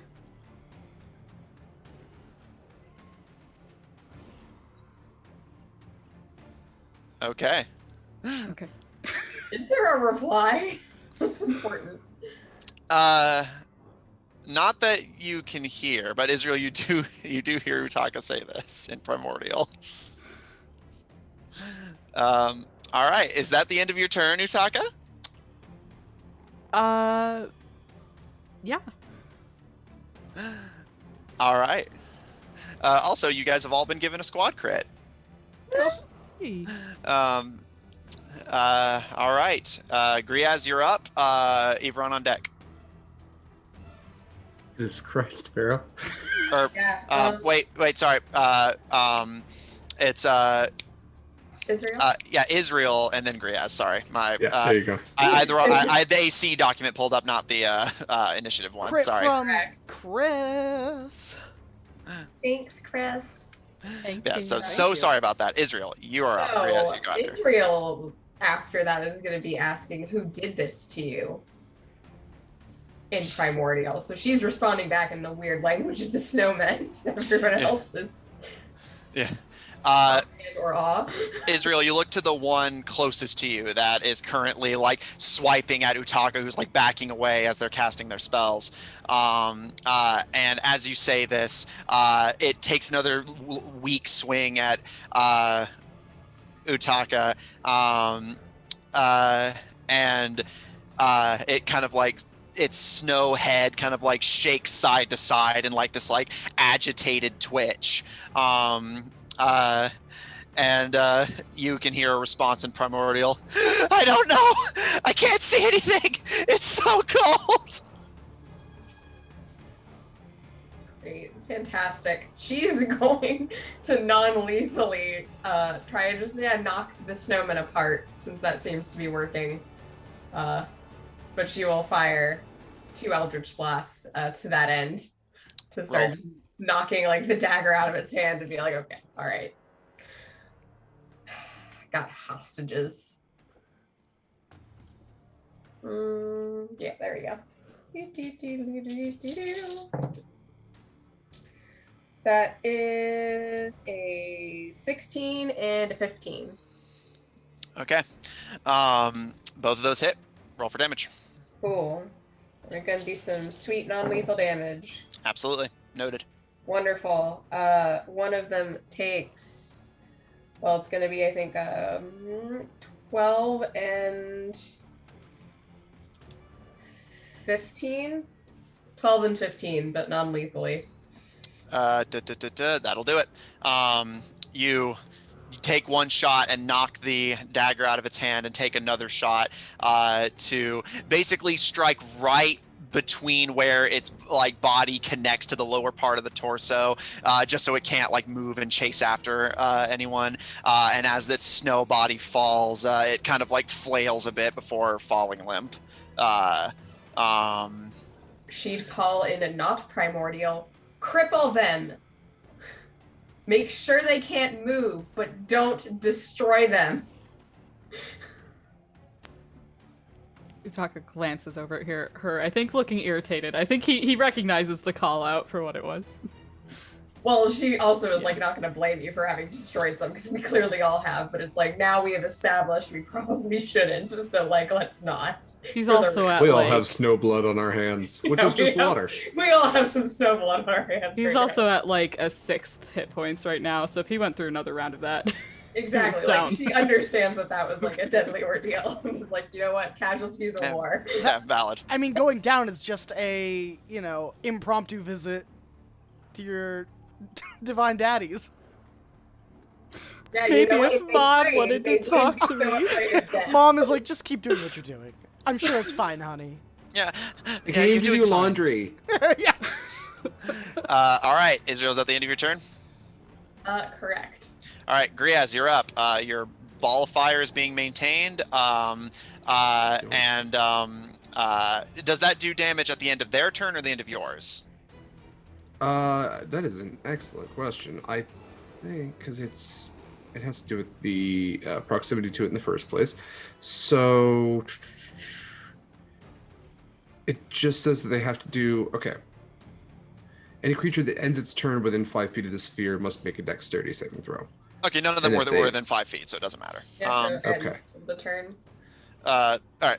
In that case, Griaz, you hear Israel's command. There only appears to be 3 snowmen remaining. 2 having blown the frost breath at the knights, and 1 in a melee with Ivron, but looking weakened by the fire you had thrown at it previously. Now, the one she knocked over when he uses his goggles, does it appear as a snowman would? Do you want to go over and check? Remember, you have 10 I feet do. of Yeah, true sight. it's with. I mean, he's 20 feet away from it, so it'd be 10 feet of movement to get close. Actually, yeah, that one was like right here-ish. So yeah, you just literally move 5 feet that way, and all right, moving 5 feet that way, you pull, and since they were already on true sight, you pull the goggles down and look, and you do indeed see a person. Everywhere the snowman's body is, their body is roughly approximated to it, but their face is just open in this frozen scream of horror.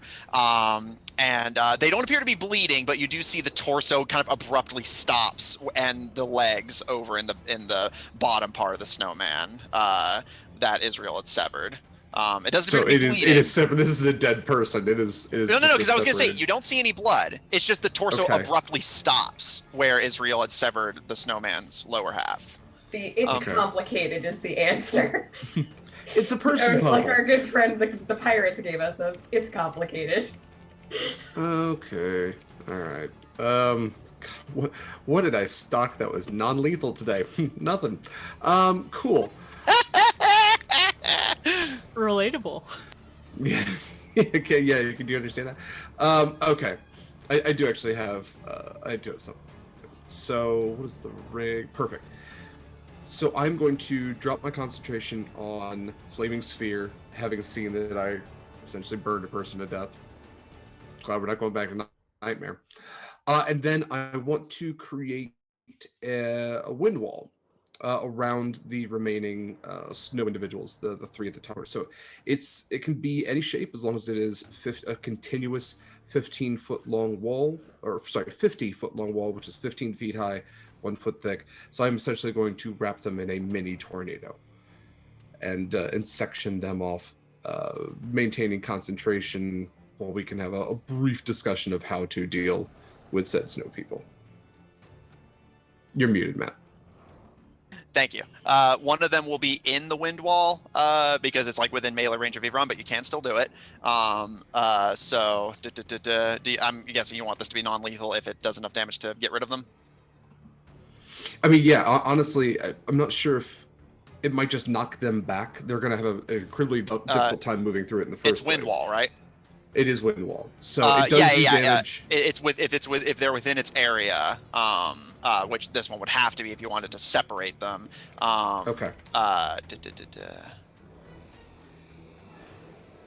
So it does need to make a strength saving throw if it's going to be in the area in the first place. Yeah. Which it succeeds. Okay.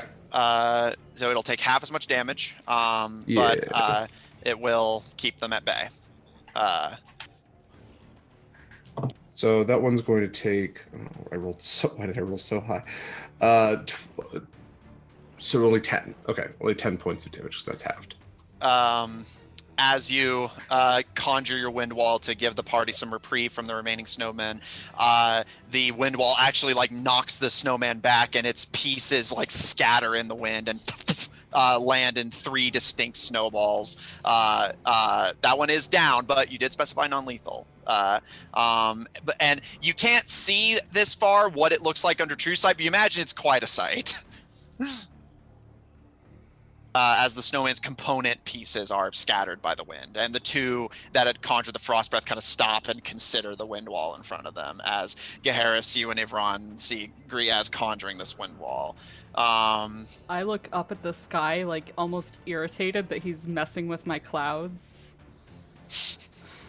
We share the clouds. Come on, you don't give me shit when we do call lightning together. Is that the end of your You turn? know what? All right. Hey, no, actually, because Utaka's being a bit of a brat, but that's fine. I'm still going to cast Healing Word. Okay. How much does Utaka heal for? Yeah, and I guess nobody else is damaged, are they? Gaharis and Ivron are both hurt. I was going to say, I thought that they might be as well. Okay. Yeah, I took 9, and I think Ivron took like 14. I took 47. Yeah, you definitely took more. It only targets a single creature. That's weird, but fine. Okay. Utaka's close is hurting pretty bad, so I'll... Bleeding from a few gashes. Yeah. So 10 points of healing towards Utaka. And then I was going to shout out, hey, y'all, these snow folk is actually like real folk. Yeah. Whatever's going on, we found the missing people. They're snowmen. I kind of crack my neck to the side and I will drop my call lightning. Let me guess. It was probably Mr. Caldwell? I didn't think he had this in his And repertoire, is he but supposed to be in the desert doing snow nonsense? This is a no nonsense situation. It is, but there were 2 different snow nonsense situations going on. Well, we found the there's no title way for you're the going to make next that pun. Yeah, I guess we should probably end the stream there. I We can't should really top chill that. out. You kill these hostages. No. Do you want me to try and fix this or something? We're on thin ice right now. We really need to pull this off. Israel can't help but laugh, and she knows she's not supposed to, so she thinks pregnant. So what, is he like dead? I'm gonna gesture to the part snowman that's next to me. One of them isn't. Maybe. In a monk right now that could have a flurry of snows. Not helpful. Is it Ivron's turn? Yeah, I was gonna say, all right. Yes, it is Ivron's turn. Yeah, can Ivron reach and swing his sword non-lethally at, I think there's 2 snowmen left? Or is that They wind are wall in 15. front of They're us? 15 feet away and then behind the wind wall. Yeah. But you can prepare like reaction attack. Yeah, Ivron will go, I think you need to cool off. And if he's gonna hold his attack action for if one comes within 5 feet of him. I don't know. So is it dead? I'm gonna like gesture to Israel and Griaz and at the snowman next to me.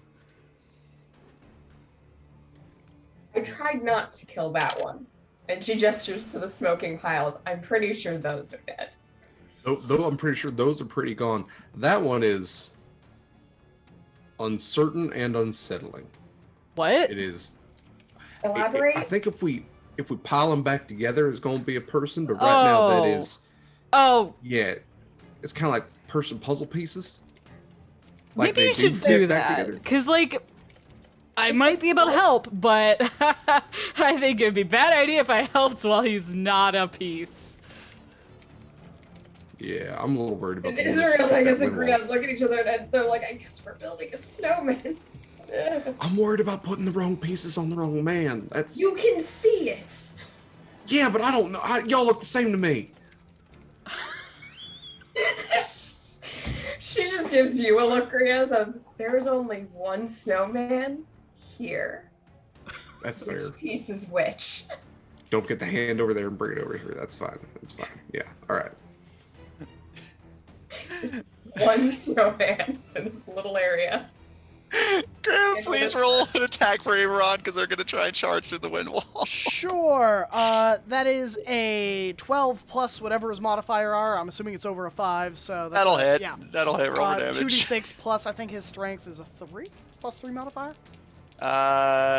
Plus 2. 6, 11, 13 slashing. Okay, 13 slashing on that snowman. As the two snowmen charge forward, you guys bandying about like how you can, if you can remove this, how you're gonna go about it, and Griaz's seeming inability to distinguish.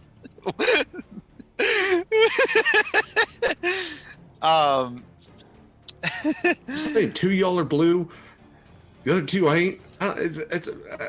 We've lived with you for like 3 months. You still can't tell us apart?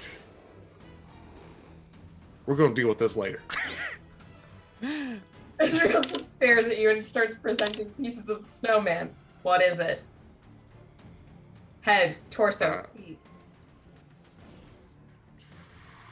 Yeah, like upper right torso.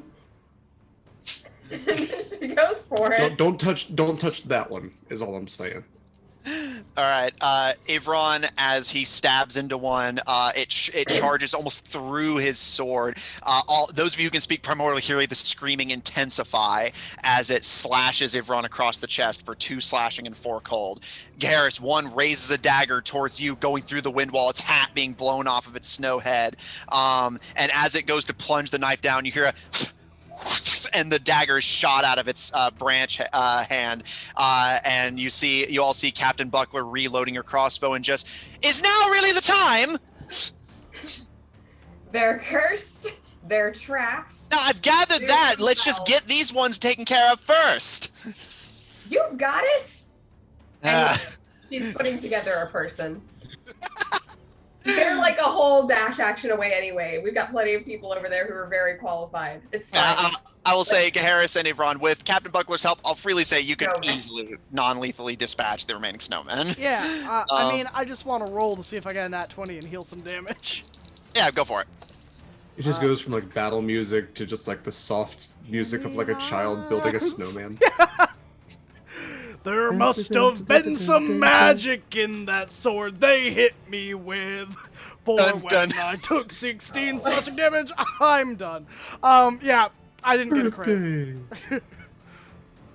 Yeah, I just kind of, I think it swipes and I like rotate my body to the left and dodge and just push it over with my shield, like just.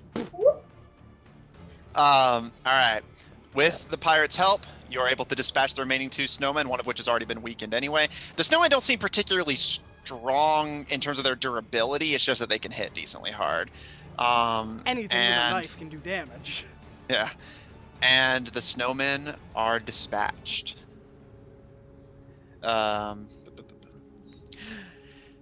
Garrus, as you push the last one over and its component pieces fall apart, and the pirates help Ivron non-lethally disarm and pull the headpiece off of the remaining one. But Captain Buckler, to her credit, very gently sets it down next to it. And she kind of cracks her neck and looks down at the snowman pieces in concern as Griaz. It's not bloody or gory, but it is unsettling as you use your true sight goggles to help Israel properly construct the snowman back into place that Israel had shot the body off of. And Griaz, by your estimate, it appears to be the right person, but again, frozen in this like agonized scream of horror. Does it appear as if there's any non-snow items embedded in the snowman? Make an investigation check. I would love to. You know, I've gotten 2 crits today. Let's just use the second crit. Yeah. Okay. Gaharis, you search very carefully through the snow. Other than the coal making up its face and buttons, and the carrot for its nose, and the top hats, and of course the sticks and daggers, you don't find anything that strikes you as unusual in the pieces. And even the dagger itself and the hat looking over them, they don't appear magical, they appear mundane. Although you do notice every dagger and every hat is identical. I'm sorry, Matt. There must have been some magic in that old silk hat they found. Did you? I observed the ancient riddles. Yeah. No, there does not appear to be magic in that old silk hat you found, but when you place it on their head, they begin to slash around. Yeah, the most threatening thing is they always threaten to come back again next year. It's just, I'll be back next year! Oh, gosh. Don't you cry. Okay. After Gaharis has done his inspection of the snowman, I would like to kind of warily kneel down next to it, unless it's looking like it's coming to and is about to slash me. Which, as far as you can tell, it's not. I feel like we've confiscated the daggers. Yeah, easy enough to do. Yeah, Israel, you just start gathering up the daggers as Griaz, you kind of like, again, with the snowman back together, the person looks completely whole, which is, I think, even more unsettling than them being, because the fact that there's not even a sign they had been wounded in the first place is odd. Means I've got like 12 daggers. Just shove those in the bag. I would like to rest my hand on it then and cast Dispel Magic on the creature. Okay. You place your hand on the snowman very carefully and cast Dispel Magic. Let me double check, because I believe there can be some rolls involved with that. It depends on if it is a spell of 4th level or higher. Which it is. So go ahead and roll me just make me one of those rolls. I'll just use one of my crits. Okay. Utaka, you put everything you have, whether it's some degree of guilt at the snowman you killed or more just wanting to prove a point, you begin to channel your anti-magic into the snowman, and all of you watch as the snow begins to not melt, but fade, almost crumble to dust. The hat, the carrot, every part that indicates this was once a snowman begins to fade. And unlike when the snow had melted, there had been nothing inside. As it begins to fade away, you see the person, Griaz, the person that you had seen with True Sight. This human with slick brown hair, with some slight sharpened bangs, appearing like they appear to be human, although you do notice a very slight point to the ear, so they may have some gnomish or elvish ancestry, but it's likely very distant. Wearing a colorful red and yellow scarf and donned in winter clothing. And as the last of the snow begins to fade from their person, they like look around in like startlement at all of you, and Utaka, you take your hands off of them as the person beneath the snowman appears to have been restored. And they look. That's really easy. And they look at you, Utaka, as the closest one to them, and just, where am I? And that's where we're going to end tonight's session. Christmas Town. That's where you are. Christmas Town, USA. Yeah. All right. Well, I'll go last. So whoever wants to tell people who they are, what they do, and where you can find them. So 3 things will do. Hey, everybody, I'm Kari. I do this every Friday, and you'll see me back on Tuesdays here doing more of this, generally speaking, with the shards. Not the shards, sorry, the Anarian's Rest, the other one, which is coming back soon, I promise. You don't find me anywhere else. I don't exist outside this place, this time, this moment with you. So, I had fun tonight. Have a great one, everyone. I'm glad you had fun. Hey guys, I am Pharaoh. I played Utaka today. You can find me here every Friday at 8 Eastern. You can also find me every other Tuesday at 8 Eastern on this here wonderful channel as well. Not for the Anarian's Rest campaign, but for the Shards of Anarian, where I play Sindra Stuttermane, a Leonin Paladin Warlock. You can also find me on Twitter at Ferocious.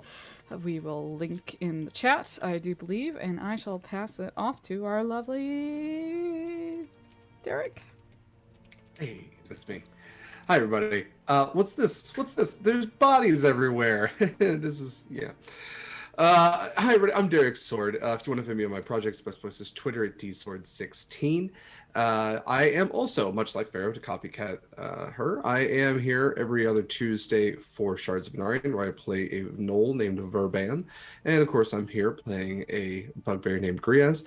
So if you can't tell that I love monsters, best place to find out that is Monster Crush. It's a podcast I run with my co-host Heavenly. We talk about different cryptids and creatures and their histories and how smoochable they are. So if you like learning about Mothman and Bigfoot, but also think that you should take them out on a date, check out Monster Crush, where podcasts are found. Also, on Saturday evenings at 6 p.m. Eastern, I am on the Eviscerates channel, where I DM Horizon's Call. It's a homebrew campaign set in the homebrew world of Damaris. It's completely oceanic, set on a ship, lots of pirate high seas hijinks. We're actually taking 2 weeks off. So tomorrow, to add even more chaos to my schedule, I'm running a dinosaur racing one-shot.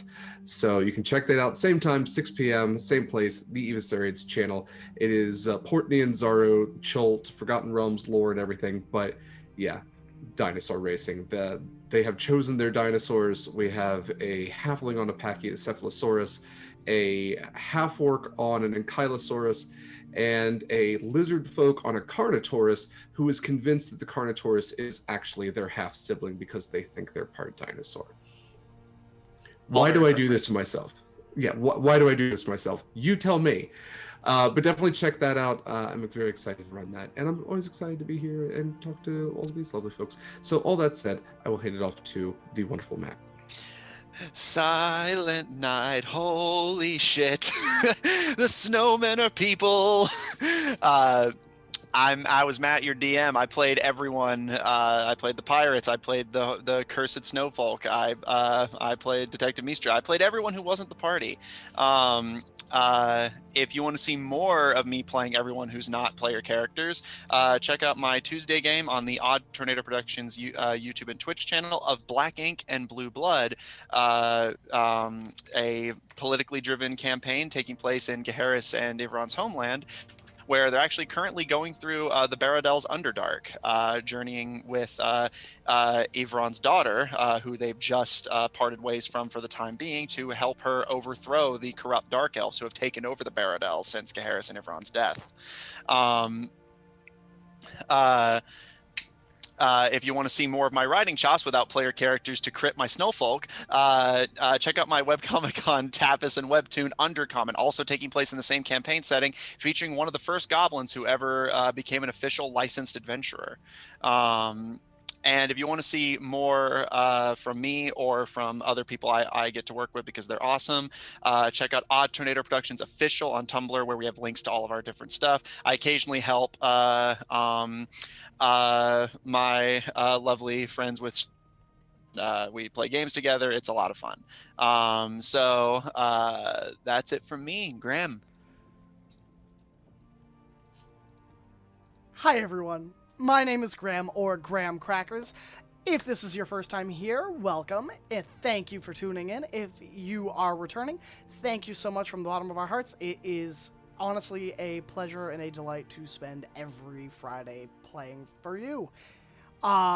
If you like seeing me, you can find me every Tuesday DMing 2 campaigns, Shards of Anarian at 7:30 Shards of Anarian at 8 p.m. Eastern Standard every Tuesday, and Anarian's Rest at 7:30 p.m. Eastern Standard, where I am the DM who gets to torture my players.